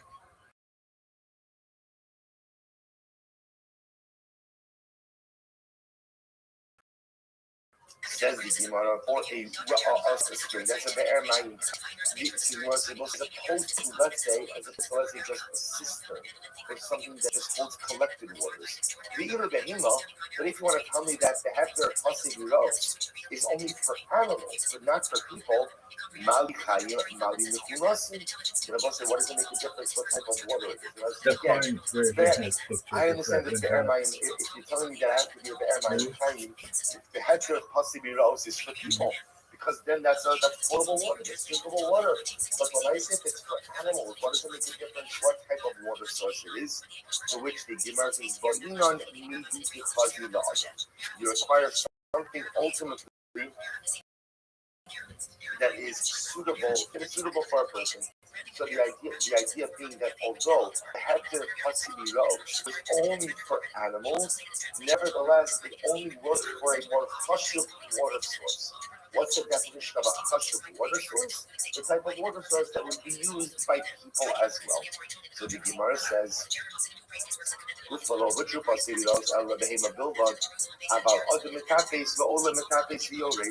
says we just said that the Heter Pasibiro was only for behemoths. But for people, if you need water, go into the well. The Gemara says, but what if the well was very wide, so that a person couldn't successfully navigate in and out of the well? Then if the well is too wide, the person can't get in and out of it, then a person could go out and use the heter for pasibira also. Furthermore, a person should not go ahead and fill up water and place it before his animal on Shabbos. If you're utilizing the pasibira, you should not go ahead and fill up a container and put it in front of you. To show faith was made to himself, which you can fill up a sack, put it in front of the animal, to show him and ultimately the animal can drink on its own. If that's the case, then how did the takala pasibira help? What do you mean, how did it help? It helped that you could draw water from the well. But I will say, if that's the case, then again, why did you have to create a minimum enclosure enough for the head of the majority of the body of Torah? I suppose said this just yesterday's daf. We're talking about a trough that is standing in Rosh Hashanah. Gavoa asara 10 tefachim high. Rochiv arba'a v'rosho nichnas labein hapasim. So we'll say, so again, that's just the restating of yesterday's discussion. So we'll say, what comes out of here is something very important. What comes out of this sugya is the Gemara telling us that the Tina Pasibira was dafka instituted for the Hemas only going. But ideally, Pasibira is not used for people. If you want to drink from the well, go into the well. However, you must indicate that the well is too wide, but you can't navigate inside of the well. One could go ahead and utilize the well. One could go ahead and draw water for their own drinking purposes from Pasibira. So I will say this is indeed how the Rambam has it. So the Rambam says, this is local Shabbos, Kaf Zayin, Halacha Lamed. Actually, no, we'll see. Fine. The truth is, we'll leave this channel. Let's just do the next few lines. Because it's going to be a little bit more halacha. So I'm going to mix it all together. Listen to this. So the Gemara goes like that. The Gemara says, I'm going to be reading about Amra. So just keep this in mind. Number one, we've seen that Pasibira is primarily for animals. People, if they want to drink from the well, should go into the well, drink water from inside the well. And it seems to be that even a person could use the heter of Pasibira if the well is too wide, so that a person can't scale down the well. What's the interesting thing? You see from here again, sometimes coolers are good, but sometimes a person should try to avoid using coolers. The use of a cooler is important under extreme circumstances, but sometimes the use of too many coolers too often will sometimes fundamentally undermine and erode a person's allegiance and fidelity to Allah. Like if you think about it, what a crazy thing. I want a drink of water on Shabbos from the well. So I'm going to scale a well. Well, say, can you imagine? Who ever heard of such a thing? Please don't do this kind of stuff. Has you ever heard of something like this? I'm going to scale the well. But you see over here that, again, if I need to use the cooler, I'll use the kula. But if there's a way not to use the kula, better not to use kula. Not because the golden light is here. But the golden light is to increase sensitivity and fidelity and allegiance to halacha. And sometimes, again, the use of too many kulas too often fundamentally undermines that relationship. So I'll say a few more pieces or a few more qualifications. I'm going to be hearing about Abba Amarat. Ein working in Belalo. This is fascinating. Belal Pasedi Ra'os B'chutzlar. So we'll say really fascinating Gemara. There's no deal of bargaining. So what's bargaining? Look at Rashi. Second of the shorter lines in Rashi. In bargaining the Babel, there's a lot of times. The Amar the case in the Irish, also to be a little bit later on. How you bargaining? Chutz to yourself. Ein Amar B'shirayim. Miss Adam Imo Ubidin Chuma Yemisham Bahal Ula Halad. So the Gemara, so listen to this. Now we know there's a lot of Chum. Chum says that you have 2,000 amis from the edge of the city. So 2,000 amis from the edge of habitation in which you have the ability to travel. So remember, Chum is not a din in carrying, it's not a din in so this is a din in traveling, mobility. So you have 2,000 amis from the edge of the city in which you are situated to travel on Shabbos. However, the din of bargaining says like this: if there is some type of basic domicile, even a hut, within 70 and 2/3 amis of the edge of the city, you can measure the tchum not from the edge of the city, but from the hut. So essentially, even a basic domicile like a hut within 70 and 2/3 amis of the edge of the city allows you to count the tchum not from the edge of the primary city, but from the hut. That's bargaining. What is the Gemara say? My bargaining. What is a bargaining? Sukkos, Sha'os, and Shomri Hayir. So it's a sukkah, that's a hut that the watchman would often go ahead and set up. Ve'eno Dava Kavua. And we'll say now the Kiddush over here is that this hut, as we're going to see, was something that was not really set in place. It was easily transportable. So even though again it's not really like what we call like a binyan hua, it's not a set structure. Nevertheless, halacha l'maisa, it still extends the tchum. So the Gemara says, "V'kamar b'yamia da'hanach bargaining in babel, k'lomar ve'in yis'adin shama'ir to the babel ikabit k'demayo." We should see little felchach v'chashim in this. We'll see that in just a moment. We'll see here's what Rav is saying. Number one, the din of bargaining does not apply in Babel, which means that in Babel, if you have a city, the tchum of that city is measured from the edge of the city, and even if you have a hut within 70 and 2/3 amas of the edge of the city, the tchum is not measured by the hut, but the tchum is measured by the edge of the city. Below, hasibi ra'os b'chutzlar. And also, furthermore, there's no din of possibilities in Chutzlar. It's really fascinating. The possibilities of the Diyumadin is only in Eretz Yisrael, not in Chutzlar. So what's the logic? Bargaining but Babel alone. We'll say, why does the din of bargaining not apply in Babel? Because Babel, interestingly enough, is subject to flooding, flash flooding. So because of that, these bargaining were often washed away.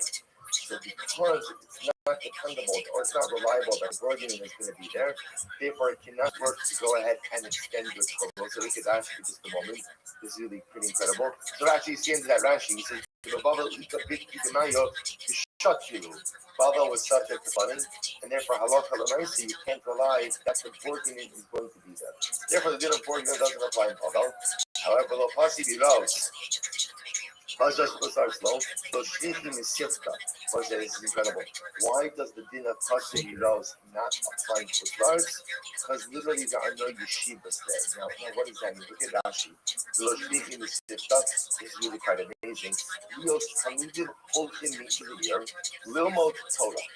So in Chutzlars, you didn't even have a situation of going city to city to learn. Pasei Rose.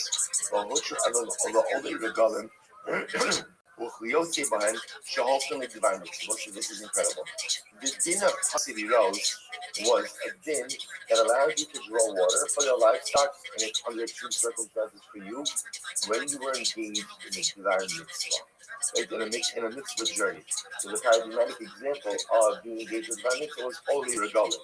But the idea was anytime you were traveling over the course of Shabbos with Soga and Mitzvah, Chazal allowed you to use these Pasei Rose. So interestingly enough, in Chutzlar, supposed to I want to point something out. Chutz is outside of Eretz Yisrael and Babel. Interesting, this purpose, Babel was not called Chutz. You see that because Babel was reckoned separate Ethiopia, which makes sense. Because in Babel there were yeshivas. So in Eretz Yisrael and in Babel, where you could potentially be traveling over the course of Shabbos for divine mitzvah, you could use Hasidic roads. Outside of Eretz Yisrael and Babel, where there were no yeshivas, you were not permitted to use Hasidic roads. Was it really incredible? Aval Ipcha Avino. I will say, but the opposite, of course, the opposite is true. In other words, that Halacha Lamaisa, there are possibly rows in Babel, and the din of Burginin lies in Portugal. Because I will say, essentially, the din of Burginin will apply anywhere as long as there's no concern of flash flooding. And the din of possibly rows will apply either in Eretz Yisrael because of Aliyah L'Rego, or Lamaisa anywhere where you could travel to yeshivas. So the Gemara says, others explain, I'm not Jeremy about Amar Ein Burginin, possibly rows, blah blah blah blah blah blah. So others have a different version of this. That both the din of Burginin and possibly rows do not apply neither in Babel nor in Chutz. Burginin the Babel law is so as we said before, Burginin don't apply in Babel. Why? Because of flash flooding. The Chutz Nami law is Shiri. This is fascinating. The din Burginin doesn't apply in Chutz either. Why? Because of thieves. We'll say, what does that mean? Thieves? They used to steal these huts. It was still these huts. As Rashi said before, since they were not Kabbalah, they were not affixed to the ground, so they were stolen. So because they're stolen, obviously you can't remind the Burginin to be there. So the Gemara says, possibly those the Babalo, Ishtichi Maya. So again, these possibly those that hesed was not allowed in Babel. Why? Because we'll say currently water was an easy supply in Babel. So remember again, the thing that possibly rose is again in Eretz Yisrael, says the Gemara, because water is harder to come by. But in Babel, where water was easy to come by, there was no need to school us. There's also no din of possibly rose because since they weren't yeshivas, therefore halacha l'maisa possibly rose was only instituted in the situation of divine mitzvah, and there was no real traveling for divine mitzvah in Chutz.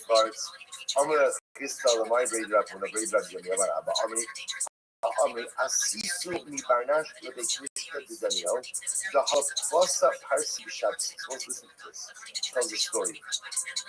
So Chisda said to Mari Breid Rav Huna Breid Rav Yoni Amar Abba. He said to him, I heard that you went from Barnash to the shul of Daniel. You traveled from Barnash to Daniel, and that is a distance. Rashi says over here on Amri Kasisimi Barnash L'Beknishka d'Daniel. Shemati Sha'omim Aleichem Sha'at Ba'in Barnish L'Beknishka d'Daniel B'Shabbos Makom Hayah B'Babel Shesham Hayah Mispalo Daniel So apparently there was a shul that was known as the shul of Daniel. So you have Rav Chisda telling Mari, I heard that you traveled on Shabbos from Barnish to the shul of Daniel. And the problem is, that is the distance, the Habu Tlasa Parsi B'Shabbos. That's a distance of 3 parcels, more than the Tchum. Anai Samtisu Abordinim. So what did you rely on? What did you rely on to travel such a far distance more than the regular Tchum at Shabbos? Abordinim, did you rely on the presence of huts to extend your Tchum? Ha'amar Avua Da'avua Mishmei Rab, but your father, the father of your father, like your grandfather, said in the name of Rab, Ein Borgin in Babel, that there's no din of Borgin in Babel, right? Again, because of flash flooding. So how did you travel such a far distance on Shabbos? Nothing. Samar went out to show the Chisda, Ta'achli Lei Hanua Misafta D'Niblan D'Shivin D'Shirayim. First, he went out and he showed him that apparently, right outside of Barnish, within 70 and 2/3 amas of the edge of the city of Barnish, there were these ruins. There were these ruins that were there, but the walls of the ruins were still intact. So because the walls were still intact, they were bona fide mechitzas. Because they're bona fide mechitzas, they extended the tomb of the city, allowing Mar to travel from Barnish all the way to the shul of Daniel. Take a look at that just a moment. Rashi says, Misaf Hayaros Haribos, Finish Aro Sham Mechitzas Min Habatim, Vamiran Hasan, Tarakit and Arving. Not for sure. So once it's showing the ruins, despite the fact that there were ruins, the walls of those ruins were still intact and allowed the home of the city to be extended past them. And that's how he was able to travel to the shul of Daniel. So let's take a look. So that's the end. Now we're going to get into some beautiful Aganata. But before that, let me show you the Rambam. So the Rambam in Parakhov Zayin Hilchot Sham says as follows. There's almost a lot of fascinating ideas over here. Number one, when were Pasei Rose, who were Pasei Rose instituted for? Number two, where were they instituted for? So the Gemara seems to indicate over here that this is a din Dafka in Eretz Yisrael and maybe Babel as well. So look at the Rambam writes as follows. This is a Parakhov Zayin starts. Chapter 17, Rambam Halacha Lamed, Lo Vikiru HaPasim Ha'ilu, Ela Eretz Yisrael, Ulebehimas Oli Regalim Gil. So what says, the Rambam actually passes that the din of Pasim Ha'ilos is Dafka a din in Eretz Yisrael. This was only instituted in Eretz Yisrael and only instituted for the animals of the Oli Regalim.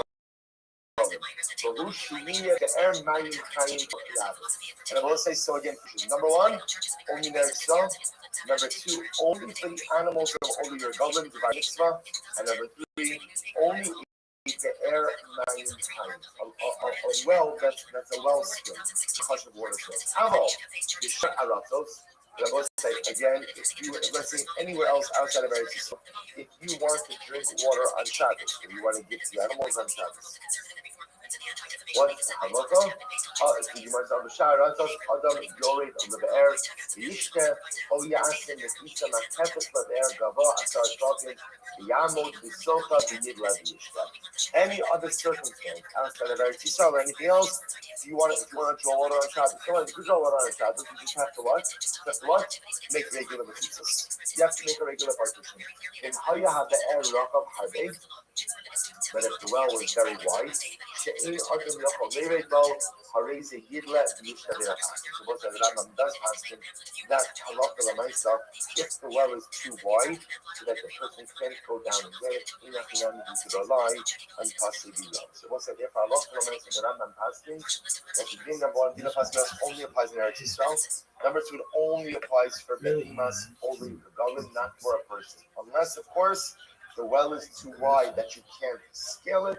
Under those circumstances, you can rely on the Pasei Rose to draw water for personal consumption as well. Right? Rambam goes on with a couple of other fascinating ideas, but that's enough for our purposes today. Good, let's go like this. We'll say beautiful Gemara ahead of us.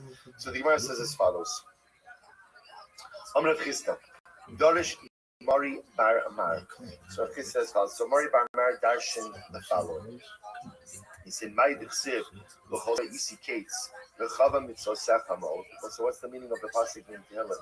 Literally, again, for every goal, l'chol sichla, for every goal, for every conclusion, I've seen an end. L'chava mitzvos hamod, but your mitzvos are very expansive. So we'll say the pashtos. What David HaMelech is saying is like this: everything else in the world is finite. Everything else in the world is finite. The mitzvos, your Torah, is infinite. So David will appear. So David HaMelech said this, but he didn't explain it. Amar Eov will appear. Eov said it and he didn't explain it. Amar Yechezkel will appear. Yechezkel said he didn't explain it. And Shabbos Zechariah ben Ido appeared. So Zechariah ben Ido came along and he finally explained it. What does this mean? Amar David will appear. David said but he didn't say it. So again, David HaMelech says for every goal or for every goal, I've seen an end, but the mitzvahs are very expansive. But I didn't explain what that meant. Amru Eov will appear. Eov said it also. Dichsiv Arucha me Eretz Yuda Urechava Mineyam. Literally again, it is longer than the earth, than the length of the earth, and wider than the width of the sea. So again, once again, Eov is speaking to the expansive Torah, but doesn't explain that concept. Amr Yechezkel location Dichsiv. First the pasuk in Yechezkel. Vayifros osam lefanai. Diksuva panim va'achar. The kasav aleh kinim beheger dehi. We'll see what that means in just a moment. What is Moshe? So literally it means He spread it open in front of him. It is written on the back and on the front. The cost of Elah, and it says in it, Kinim, Kinim is like Kinis, Lamentations, the Hega, rejoicing, Vehi, and woe. What does that mean? Kinim, Zuparanos and Shaltadikim. So Kinim means the misfortune, the suffering of tzaddikim in this world. The Hega,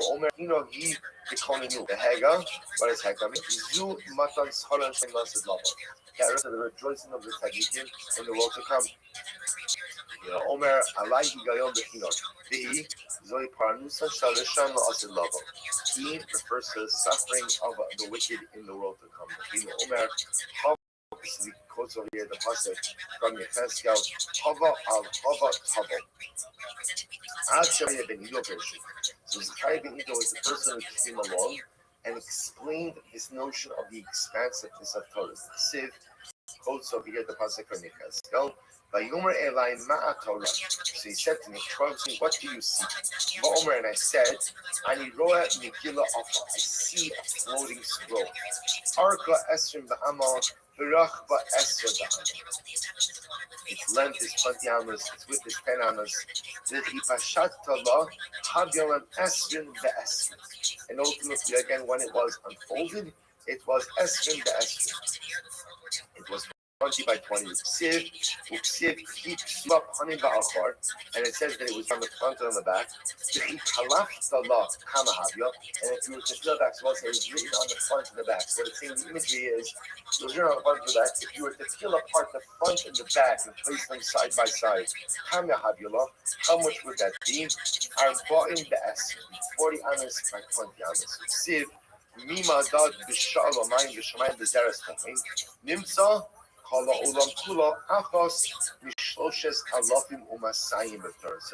you do all of the math, the Gemara says it turns out that the world is 1/3200 of the size of the Torah. So we'll say, obviously, from a metaphorical point, the Gemara is trying to paint this image of this massive scroll that totally eclipses the size of the world, to highlight to us the dramatic expansiveness of Torah.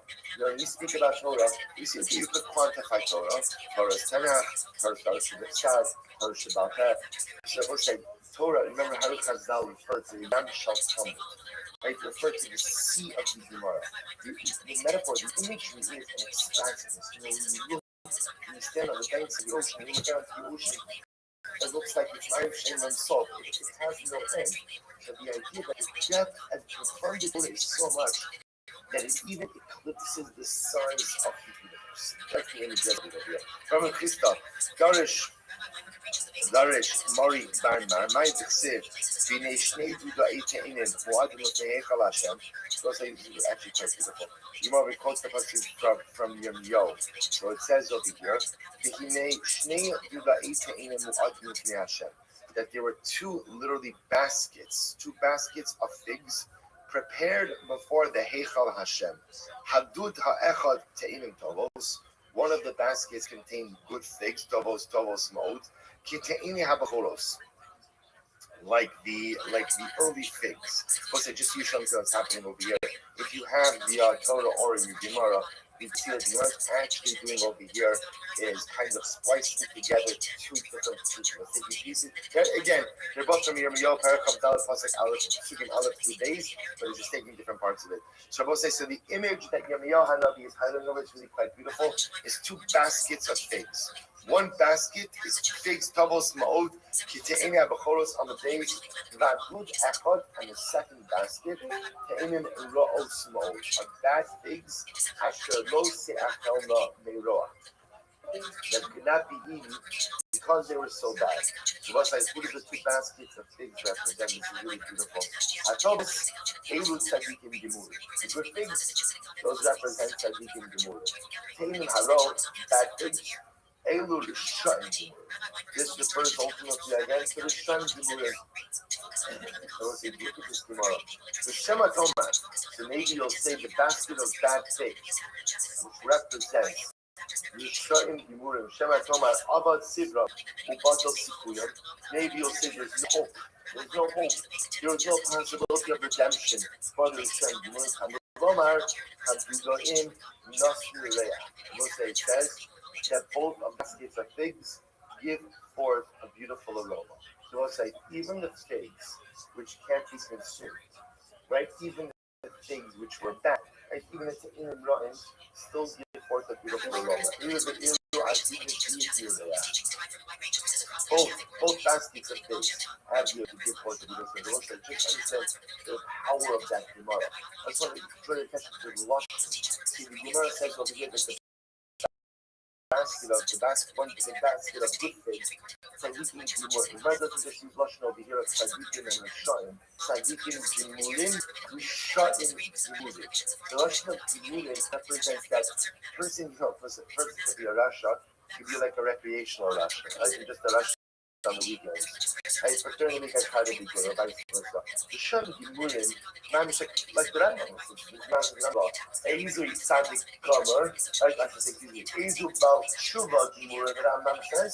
So the Lashon of Gomer represents a Lashon of finality and totality.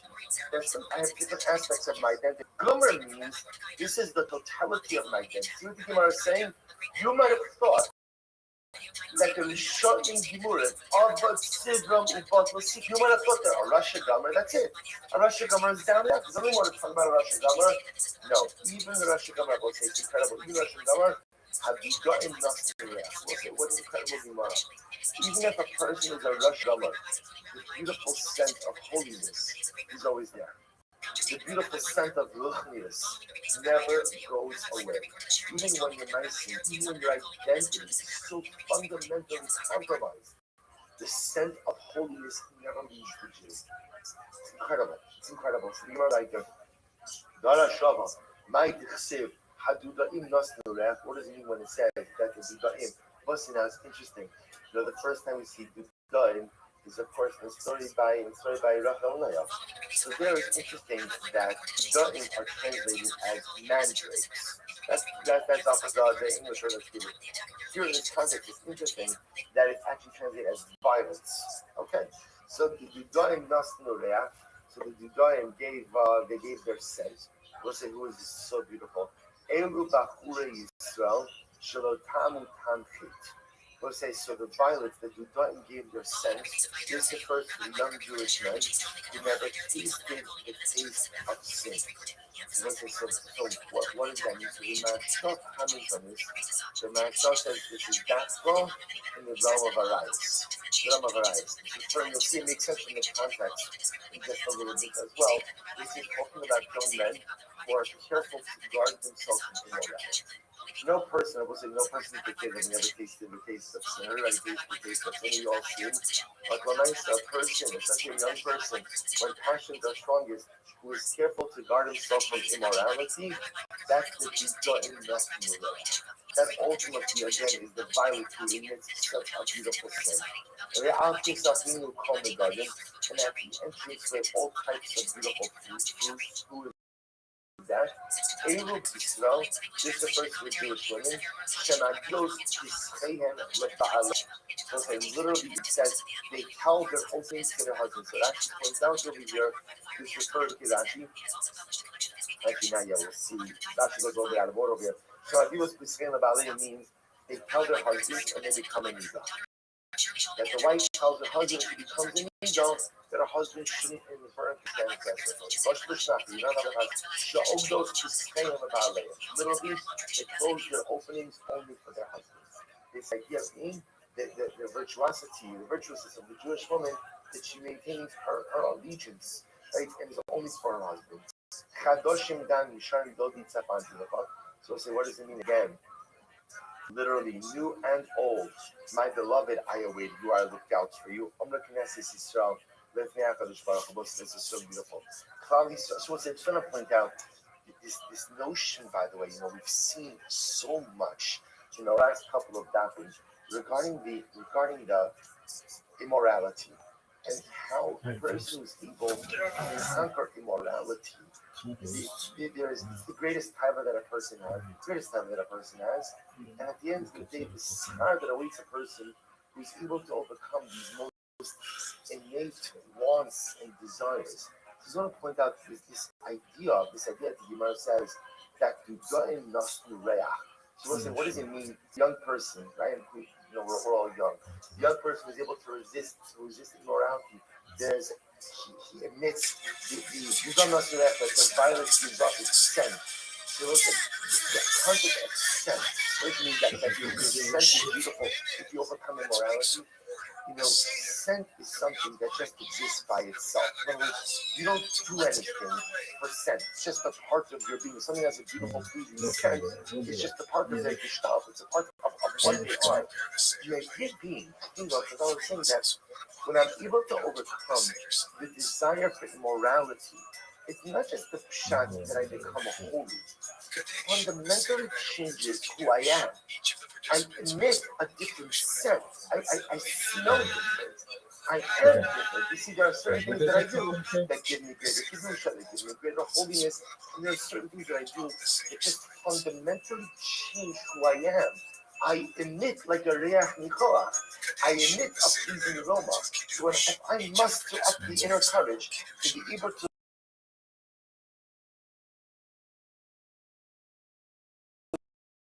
overcome the unpleasant. It's incredible idea. I emit a different scent. So powerful. Oh, can I say so? Thank you. So probably so says more column. This is a beautiful position. How big is Gazarti Alatzmi? Yos and Imasha Gazarta Alai Bikiamtim. So probably so says Baruch. Something is Ribon Shalom. You made many laws. You've given me many laws. But I have legislated upon myself even more laws than you've given me. And I've kept all of them. That's Klal Yisrael says to Baruch. You've made many mitzvahs. I've taken on even more mitzvahs and I've kept everything. This is the one thing she said to one of the Talmudic coming to this message. Who was raising a guy have you ever heard a drug on this country? What does it says? The new things and also the old things. Armor late, even Mrs. Callis, the Mrs. Camus. So the Talmud section, which refers to the called easy mitzvahs and the difficult mitzvahs. Armor late, the Torah Ta'anai and Ta'anai in Mishnah. Mishnah was totally given multiple times that it would say. Makes it sound like things that were given earlier, things that were given later. I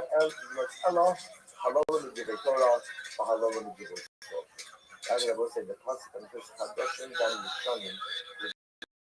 Dan Yishanim refers to ultimately Givei and the old halachos refers to the halachos that the Ribono Shalom, but the Kadoshim refers to the new halachos that you did Rabbanon and the legislate. Look at Rashi. Givei Shofim, Rashi says.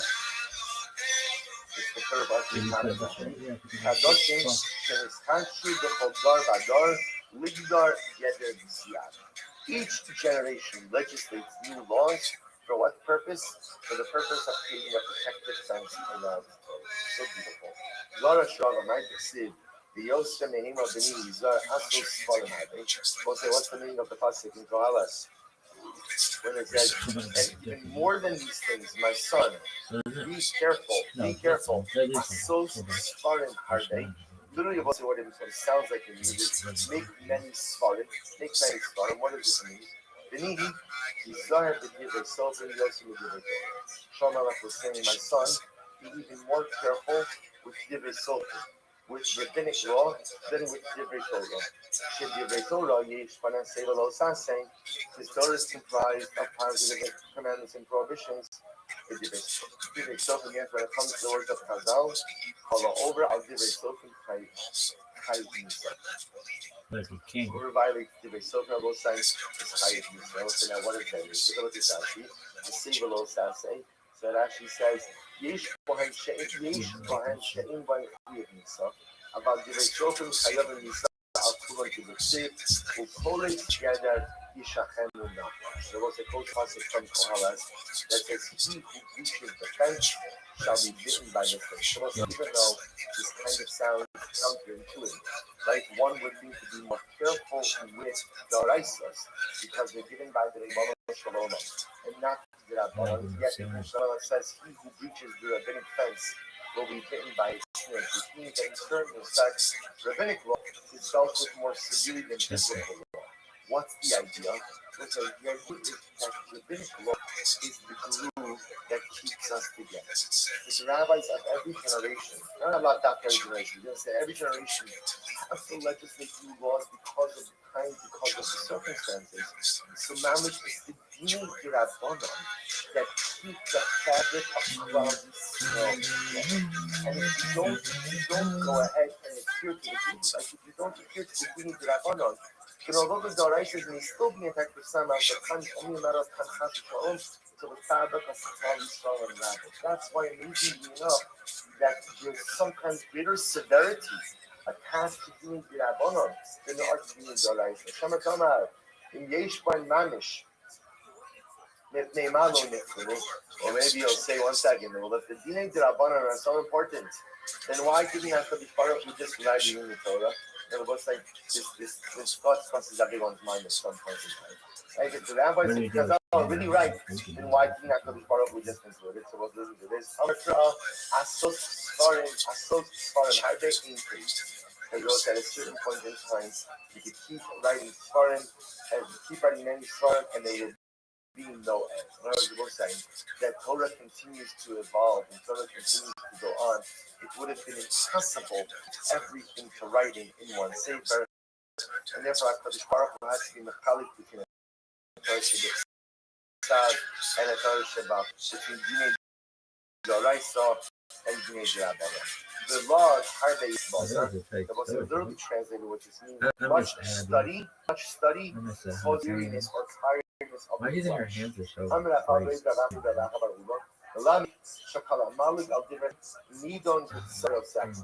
Pretty strong Gemara. It teaches us that what? Anyone who disparages rabbinic law will literally be judged in boiled excrement in Olam Haba. Not good.